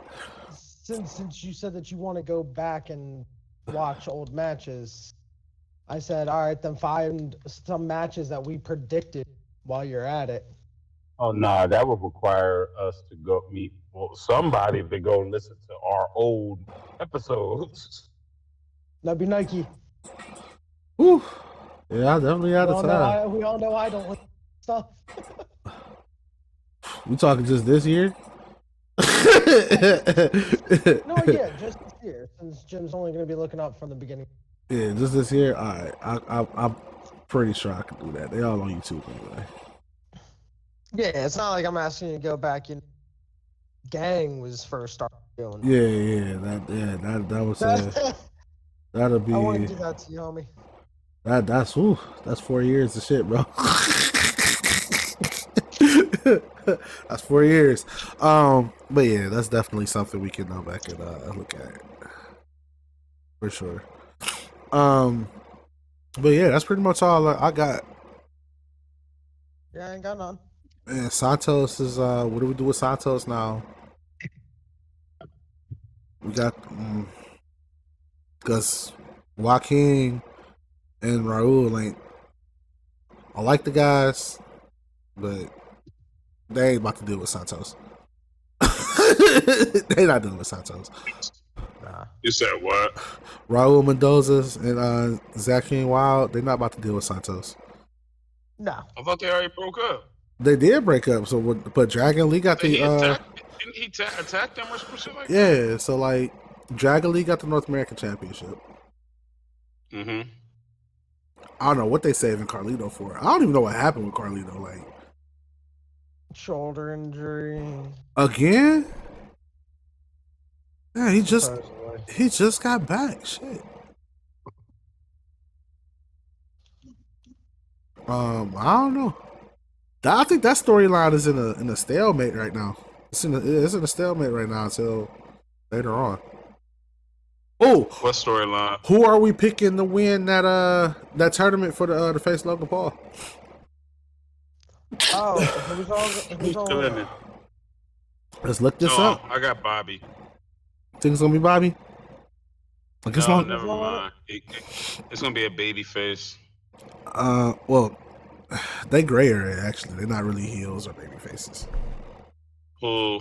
But Hurt Business 2.0. Yeah, you're right. But I just don't see them.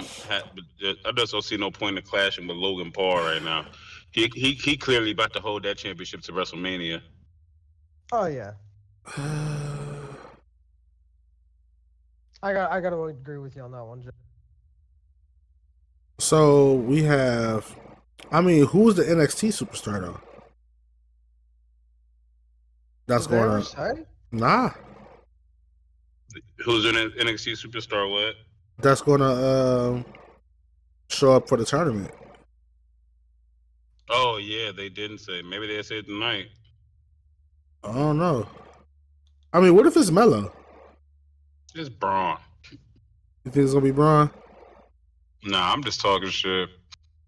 But I'm like, what if I it don't is? know who it could be. What if it is Braun? I feel sorry for Grayson Waller. You know what? Honestly, I would too. But no, I think it's gonna be Mello. But if it is Mello, he's not winning.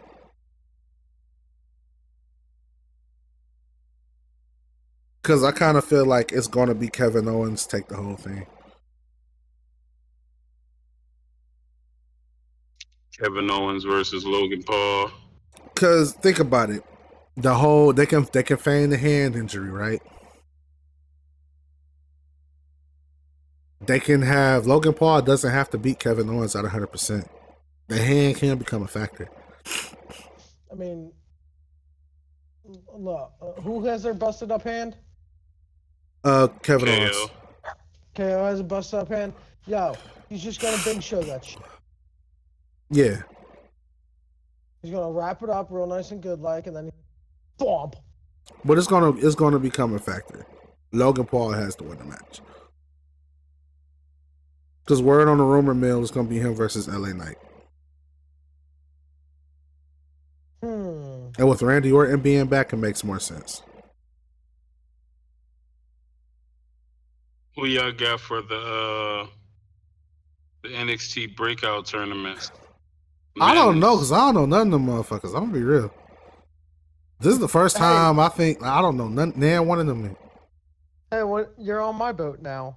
Like, I don't know neither one of them. I haven't seen them anywhere before that I can think of. Like, I need to actually do some research on these dudes. Welcome to my life. Like, it's a weird and then that's the thing. Like, the men's breakout tournament this time, I mean, at least the women's breakout tournament, I was like, okay, I've seen her before. My pick was Kalani Jordan. That gave it to Lola Vice. God knows why. But I'm like, okay, these are people that I've seen for a few months. This men's breakout tournament, bro, I don't know one of these motherfuckers. Who is this person? I think one of them is like a alligator dude or some shit like that, I don't fucking know. Like, what? The fucking Spider-Man? Right, like, come on down. it's like I'm a superhero from the 1950s, and I wake up and there's a whole bunch of new villains, and I'm just like, who the fuck are y'all? Like, I don't. Spider-Man supervillain tryout. This class definitely puts the breakout and breakout tournament. Oh, I've never seen one of these dudes before. I mean, unless they've been on level. Have they been on Level Up, Jim? Nah, I ain't seen. Oh, you know what? Maybe.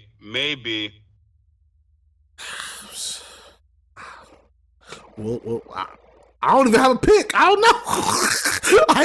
know. I am utterly confused. And I think it's by design. Kudos, WWE, because you threw me the fuck off. See, the thing about it is whoever wins gets a title match, contract for whatever championship. That's just crazy to just give a no-name a title match. Hey, more power to them. Like, I will do some research and find out who these guys are. But yeah, I don't know none of them. But let me reiterate. I don't know none of them as NXT superstars, because it could be a couple of them that I forgot about. Like, my brain ain't that good, so I may have seen them somewhere before, like maybe one match or there. I don't know, but just as right now, I just don't know who the fuck they are. Like, let me just put that emphasis on that. welcome to the entirety of NXT. But I mean, we forgot that Gigi Dolan was Priscilla Kelly. That was such a drastic change. Like, I mean, that's what happens when you watch a lot of wrestling, though. Some people just slip through your fingers and you're just like, oh yeah, okay.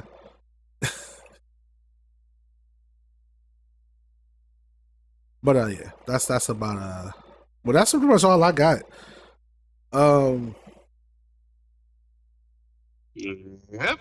Yeah, I covers it. The streams, like I said, my off days have changed from work, so look out for my regular streams to possibly move to Thursday or Friday. I haven't decided yet. I'm thinking Thursday. I just have one prediction I want to say. What's up? Dominic Mysterio is getting kicked out today. Nah. You think so? Yes, I don't think Mommy is. Mommy's not happy anymore, I don't think. But to kick him out and keep JD McDonough? Yeah, I think they would. I don't know.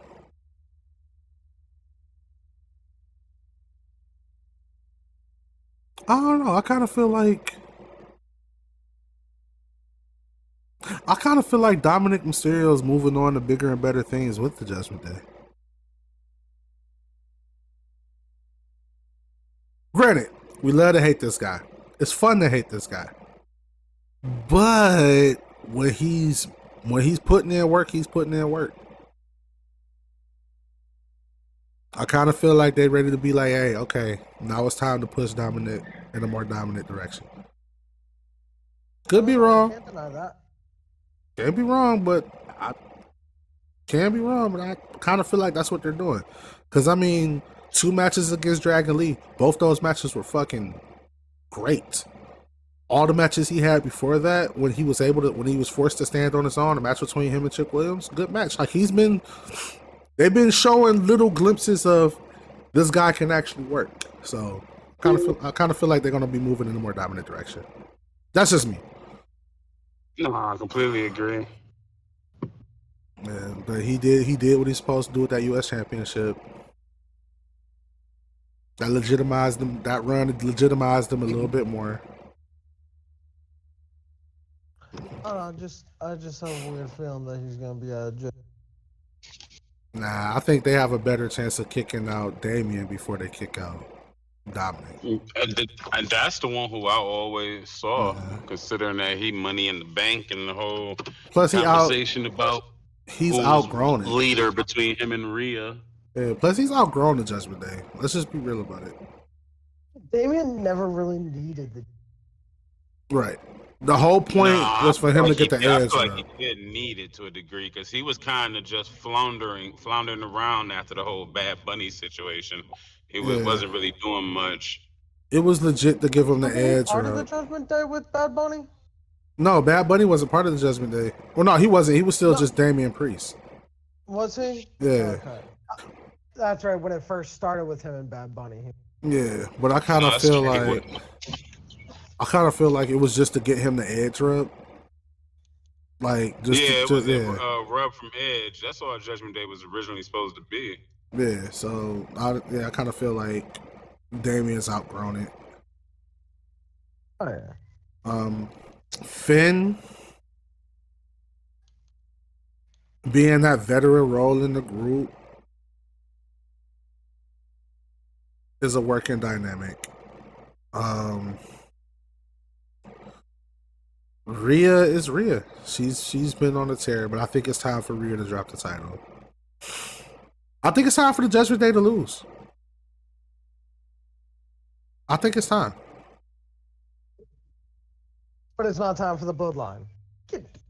Oh, it's been time for Roman. I said that a while ago. I said that a while ago, bro. Like, it's been 3 years. I got my feel. I think it's time for Roman to finally drop the title. But the question is, to who? Does Randy need the championship? Randall, Keith, Orton.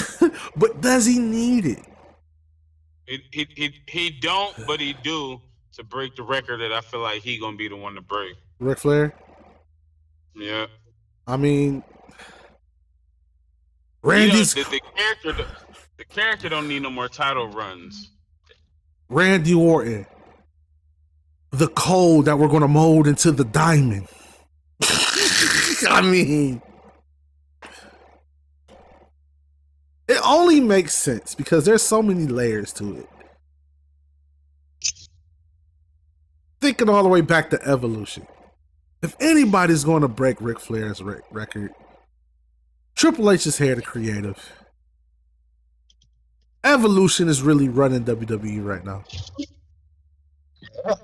Why the fuck not?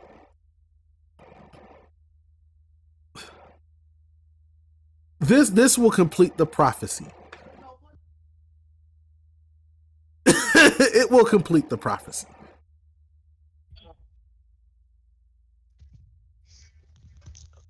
Forgive me, I was parched. Oh, you're good. You're good. But I mean, it would complete the prophecy, wouldn't it? The Animal went to go take over Hollywood. Ric Flair is enjoying his retirement.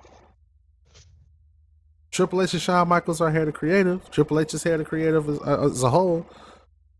Randy Orton is the top star in the company. I'll fight you for it. Undertaker's doing podcasts. Yeah, Undertaker's retired. He's doing podcasts. Oh, that's the reason why I brought up Benoit, by the way. If you didn't see that. Yeah, you saw that the other day? Yeah, I saw that. Okay, yeah. What? I knew that's where that was going. Yeah, that's where I was coming from. Taker brought up Benoit. That's why I brought him up. Yeah. No, the interviewer brought it up. Yeah. No, he said top 4. Undertaker said top 4 guys he loved to work with. Oh, no. There was a question in the interview. Do you think it's time to finally be able to... Why? Okay. I need to get a new headset. Fuck this. He said top 4 one of technical the- wrestles, right? Something like No, that. one of the questions in an interview was, is it time to finally be able to Chris Benoit and being able to talk about him freely and not... Yeah. God, I keep cutting in and out. I'm sorry. I get the gist of what you're saying though. He's like, is it time to Yeah. finally act? Yeah, and it's true. Like, but all that aside, I'm losing my train of thought. It has to be Randy to break the record. You're absolutely right, Jim. It has to be Randy. The evolution prophecy has to be fulfilled. Wait, what's going on? What prophecy? What? You don't remember the speech back in the day when Evolution was formed? The promo in the ring introducing Batista and Randy Orton as member of Evolution. Well, the formation of when they introduced the group name. He said, "This is Evolution." He said, "We got the animal Batista, the monster." And he said, "We got Randy Orton, the coal that we're going to mold into the diamond to take this company into the future." And then the failure, Ted DiBiase Jr. Nah, he was never part of. We're not going to talk about Legacy. Legacy is this. You mean the felon Ted DiBiase Jr., but we're not going to talk about that. Oh yeah. No, we're not going to talk about that. But yeah, so. Oh, that's right. I'm sorry. We're talking about Evolution, right? Yeah, yeah. Legacy. Yeah, not Gotcha. Legacy. Oh, okay. Yeah. My bad. Yeah. But that being said, yeah, we gotta definitely Randy Orton should beat Ric Flair's record. It has to be Randy. It always was Randy. He literally was the one that Ric Flair molded to do such the task. So I could feel you on that. I can see Randy Orton beating Roman Reigns. Yeah. I can see it. Yeah. Just for that concept alone. Just so that we can get that out the way. Then Roman can take a break, have a couple little feuds here and there. The bloodline breaks up. Solo has already made his mark as the next big thing. I can respect it. No, I respect it. Ain't that the fucking truth? Like, Solo is going to go on to do great things. Great he's things. do magnificent things. He's There's no definitely doubt going to about be. that. He's definitely going to be a world champion.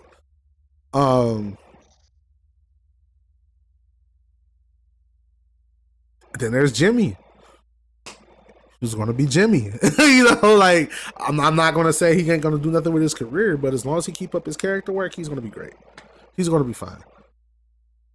But yeah, it's time for Roman to drop it. It's definitely time for him to drop it. It's been 1,100 days, bro. It's over.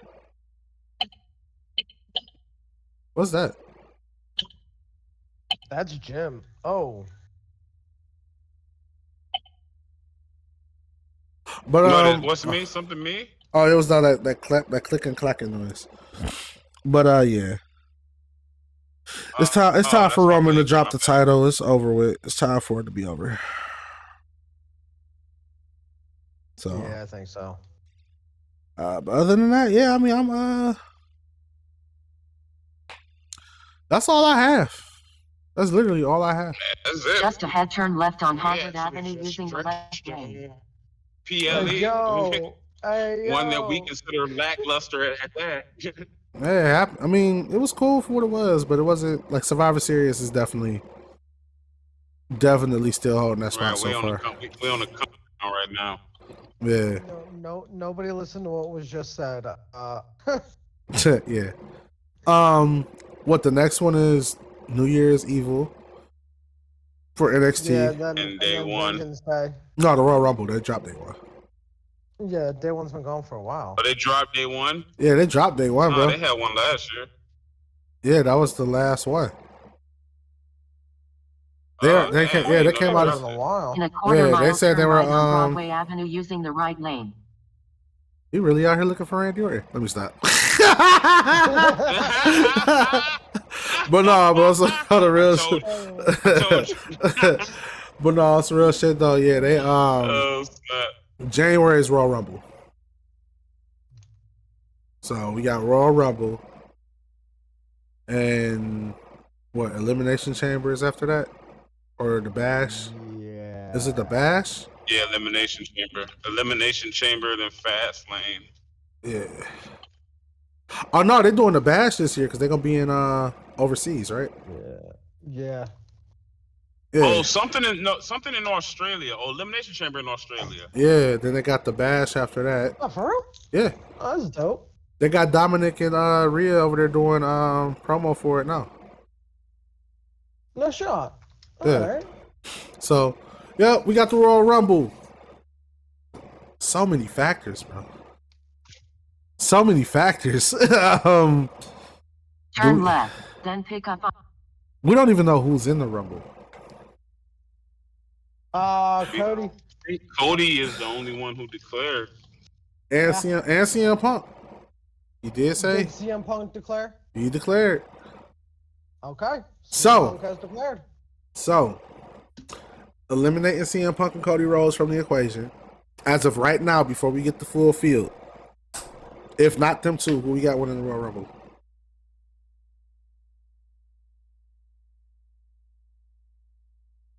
Alright. Not Rhodes. Not Punk. Not If- Orton. Oh, Um, damn! You just took my answer. Oh, never mind. No, not Orton. No. No, I'm saying going. not Orton. I'm going with Orton. Like I thought we weren't allowed to pick him. Just No. With Cody and CM Punk are aside. If they don't win, then it's like Orton. say they get Then it's eliminated, sure, That's Orton. Yeah. I kind of feel like Orton's going to get his. I kind of feel like Orton getting his title shot regardless. Yeah, but this will expedite things to guarantee his WrestleMania.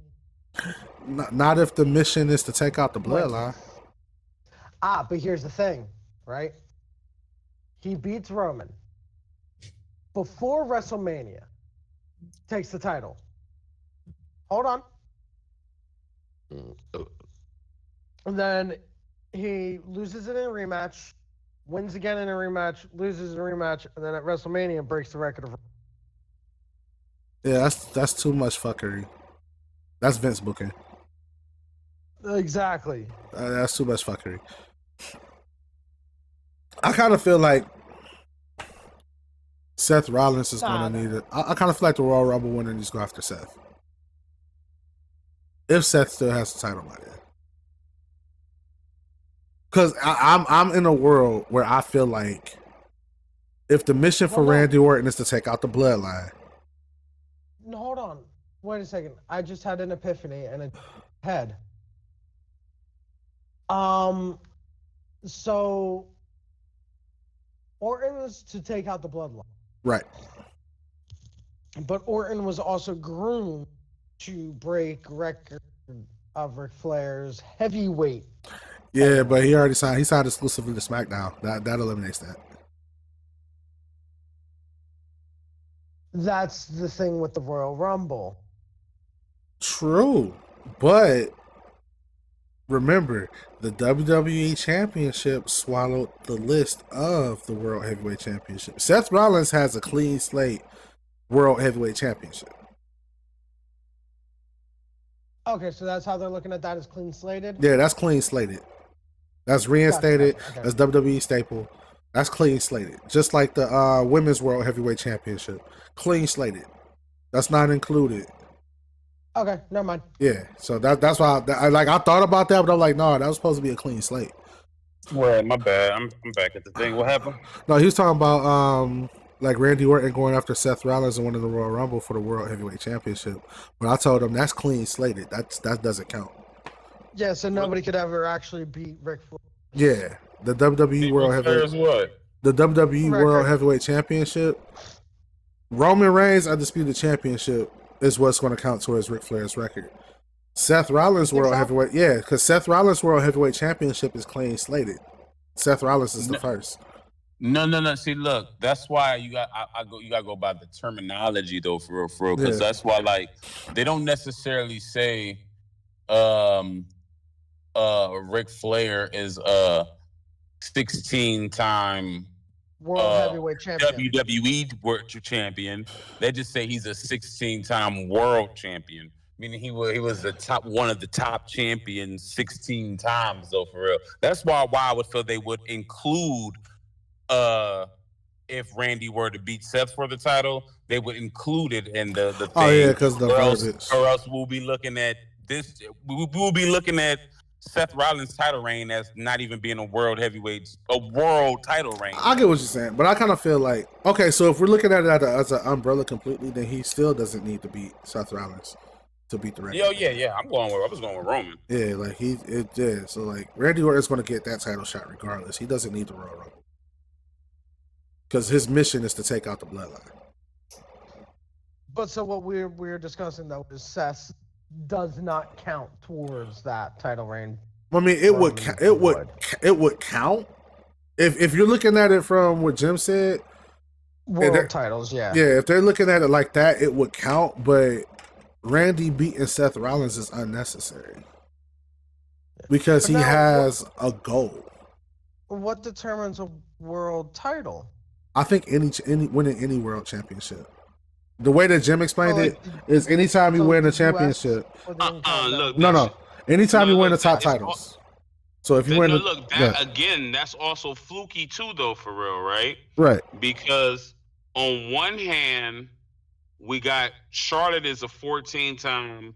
What they'll say is Charlotte is a 14-time world champion, Women's champion, yeah. But all in that. And they try to compare it to her dad's reign or whatever. So they say she's a 16-time women's champion. Yeah, so in that time she's won 16, 14. Right. But So in two that of them times, was on different shows. she was the who? It was on different shows.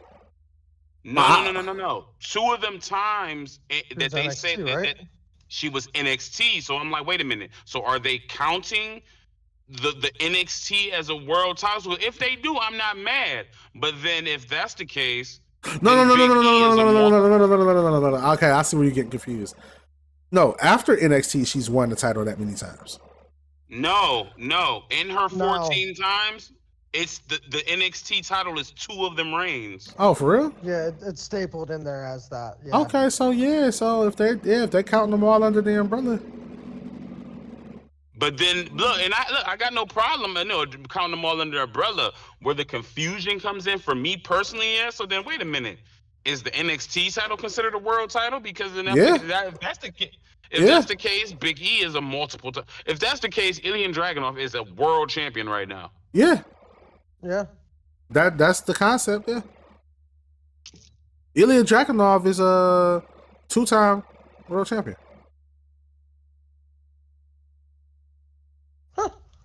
Bet you never thought you'd be saying that. 2-time world champion at that. Yeah, you're right. If that's the case. Yeah.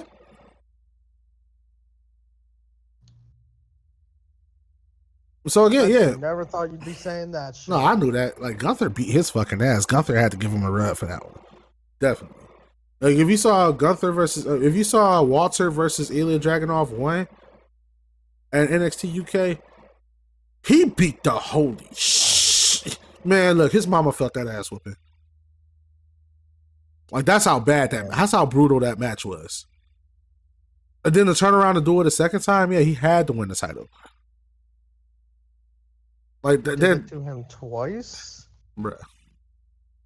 Ow. That second time Ilya had to win. There is no way you gonna sit there and beat the shit out of me that much and not give me something for it.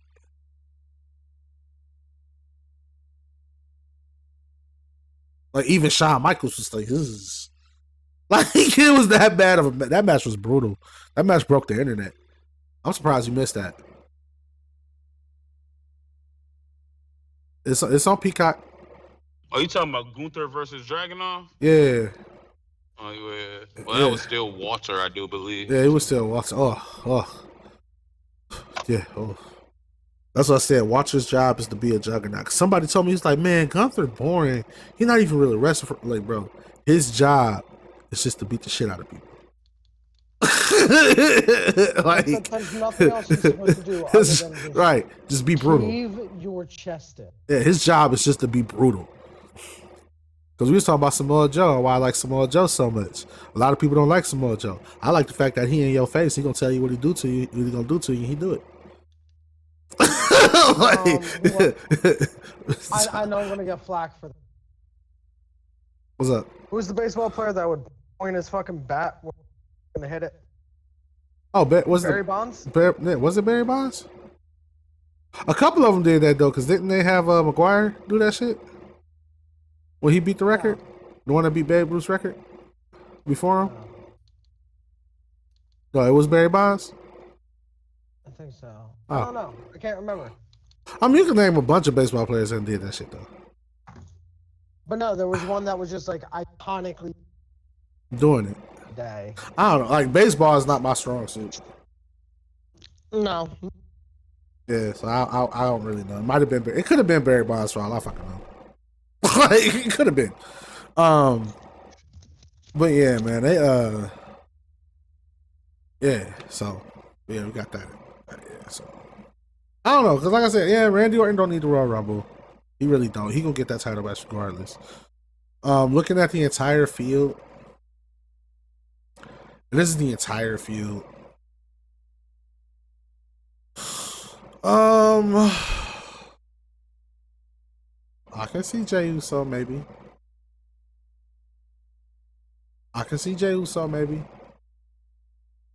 And that's only if CM Punk and Cody don't win. That's the only way I can see that scenario happen. Could be Solo. The reason I can't give it to Cody, not giving it to him 2 years straight. Yeah, not 2 years And straight. CM Punk not main event in WrestleMania this soon. No. Do you think Jey Uso? No. You know what? No. No, Jey? Jey Uso wasn't in my Yeah. mind, but when you said him, I'm like, oh my God, I forgot about it. That is his whole easy track to get right back to Roman. But that would also, I feel like Jey Uso versus Jimmy is already penciled in, and having him go against Roman would kind of defeat the purpose of sending him to Raw in the first place. For me, it's Randy. Like that is the only. And the top three options that we got logically is Cody, CM Punk, and Randy Orton based off the opponents that would be there, and that's Roman and Seth. The only way to get to them would be through the Royal Rumble, honestly. Yeah. And again, I don't got Cody winning 2 years in a row, and I don't got Seth main event in WrestleMania. I mean, I don't got CM Punk main event in WrestleMania this soon. But at this point of the WWE, stranger things have fucking happened.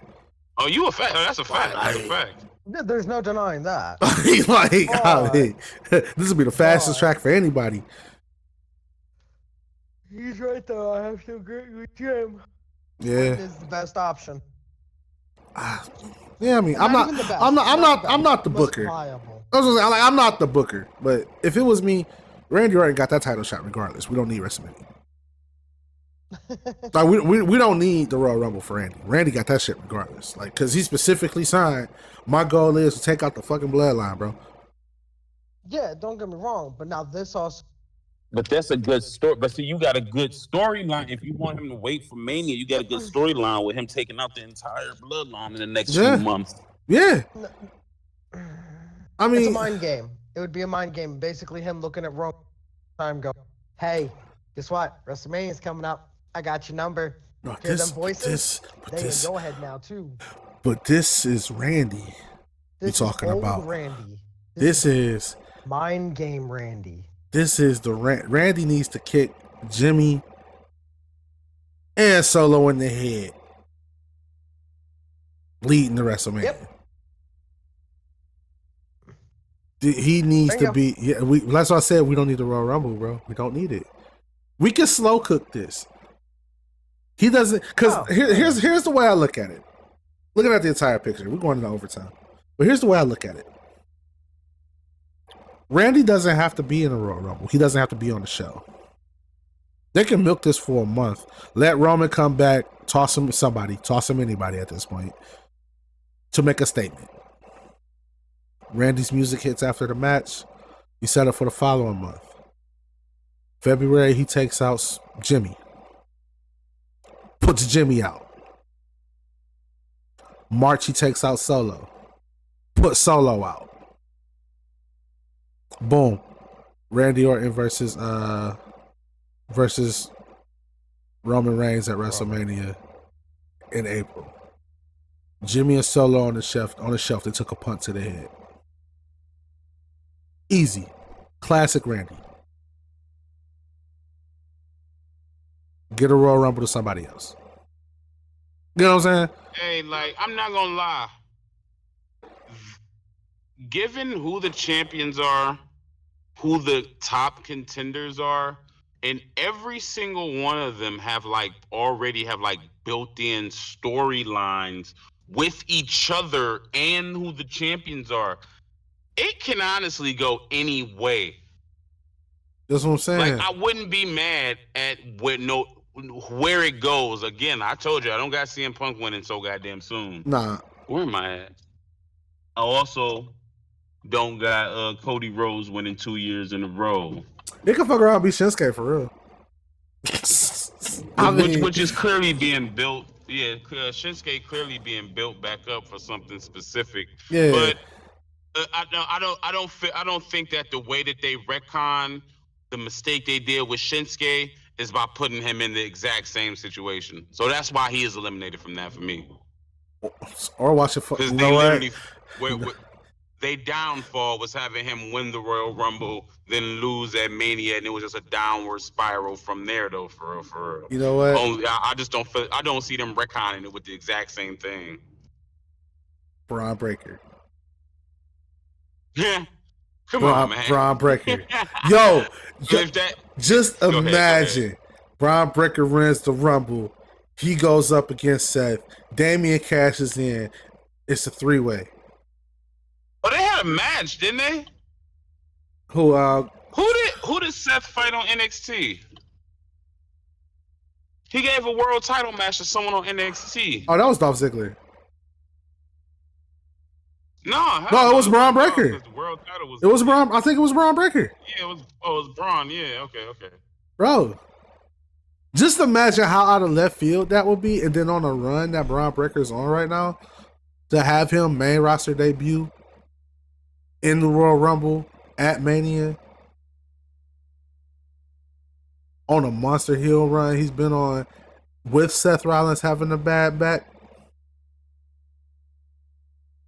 Then Damian throws himself into the mix.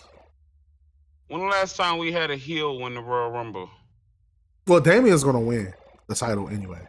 Who? Damian's going to win the title anyway at Mania. I'm already calling that shit. Damian's going to win which one? He's going to take it off Seth. Okay. He got money in the bank. They ain't milking it this long to throw it away. Can you look? Now you see why I'm like, yo, bro, this can go any way at any point in time.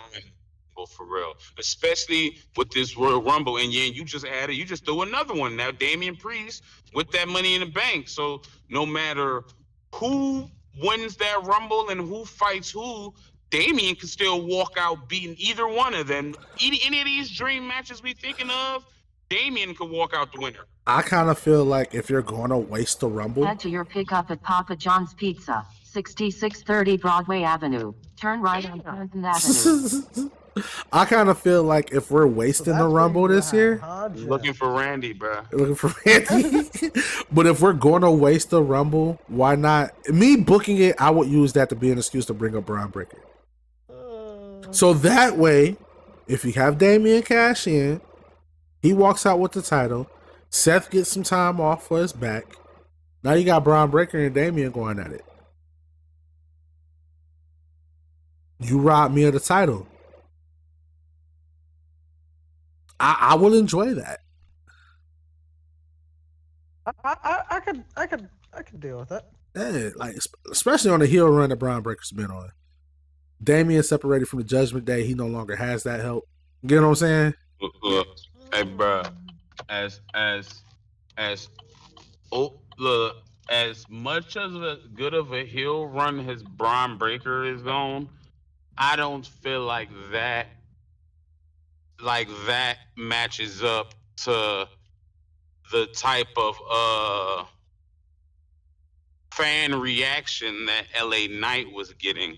And I specifically said that it was too early for LA Knight because it's too early for him to be on the main roster to be the champion. So I gotta hold that consistent with Braun Breaker. I feel it. I'm just saying that's just the way I would book it. No, we just spitball. Yeah, We're just yeah. spitballing at this 'Cause I point mean, in the pod. but it could be LA Knight to win the Royal Rumble. Could be. Would it? In that same I token. could dig it. And LA Knight can jump ship, especially with Randy being back now. LA Knight can jump ship to Raw. Like and that's Vince McMahon booking. I know. But when it comes to LA Knight, it would make sense. The guy's hot as fuck right now. Why not put him on Raw?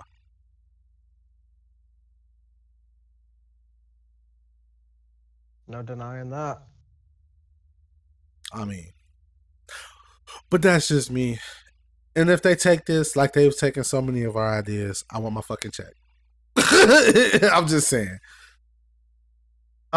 But I can see that. Let Randy deal with Roman. LA Knight go deal with Seth Rollins. Seth Rollins take time off. LA Knight beefing with the Judgment Day or LA Knight beefing with Damian Priest. Why not?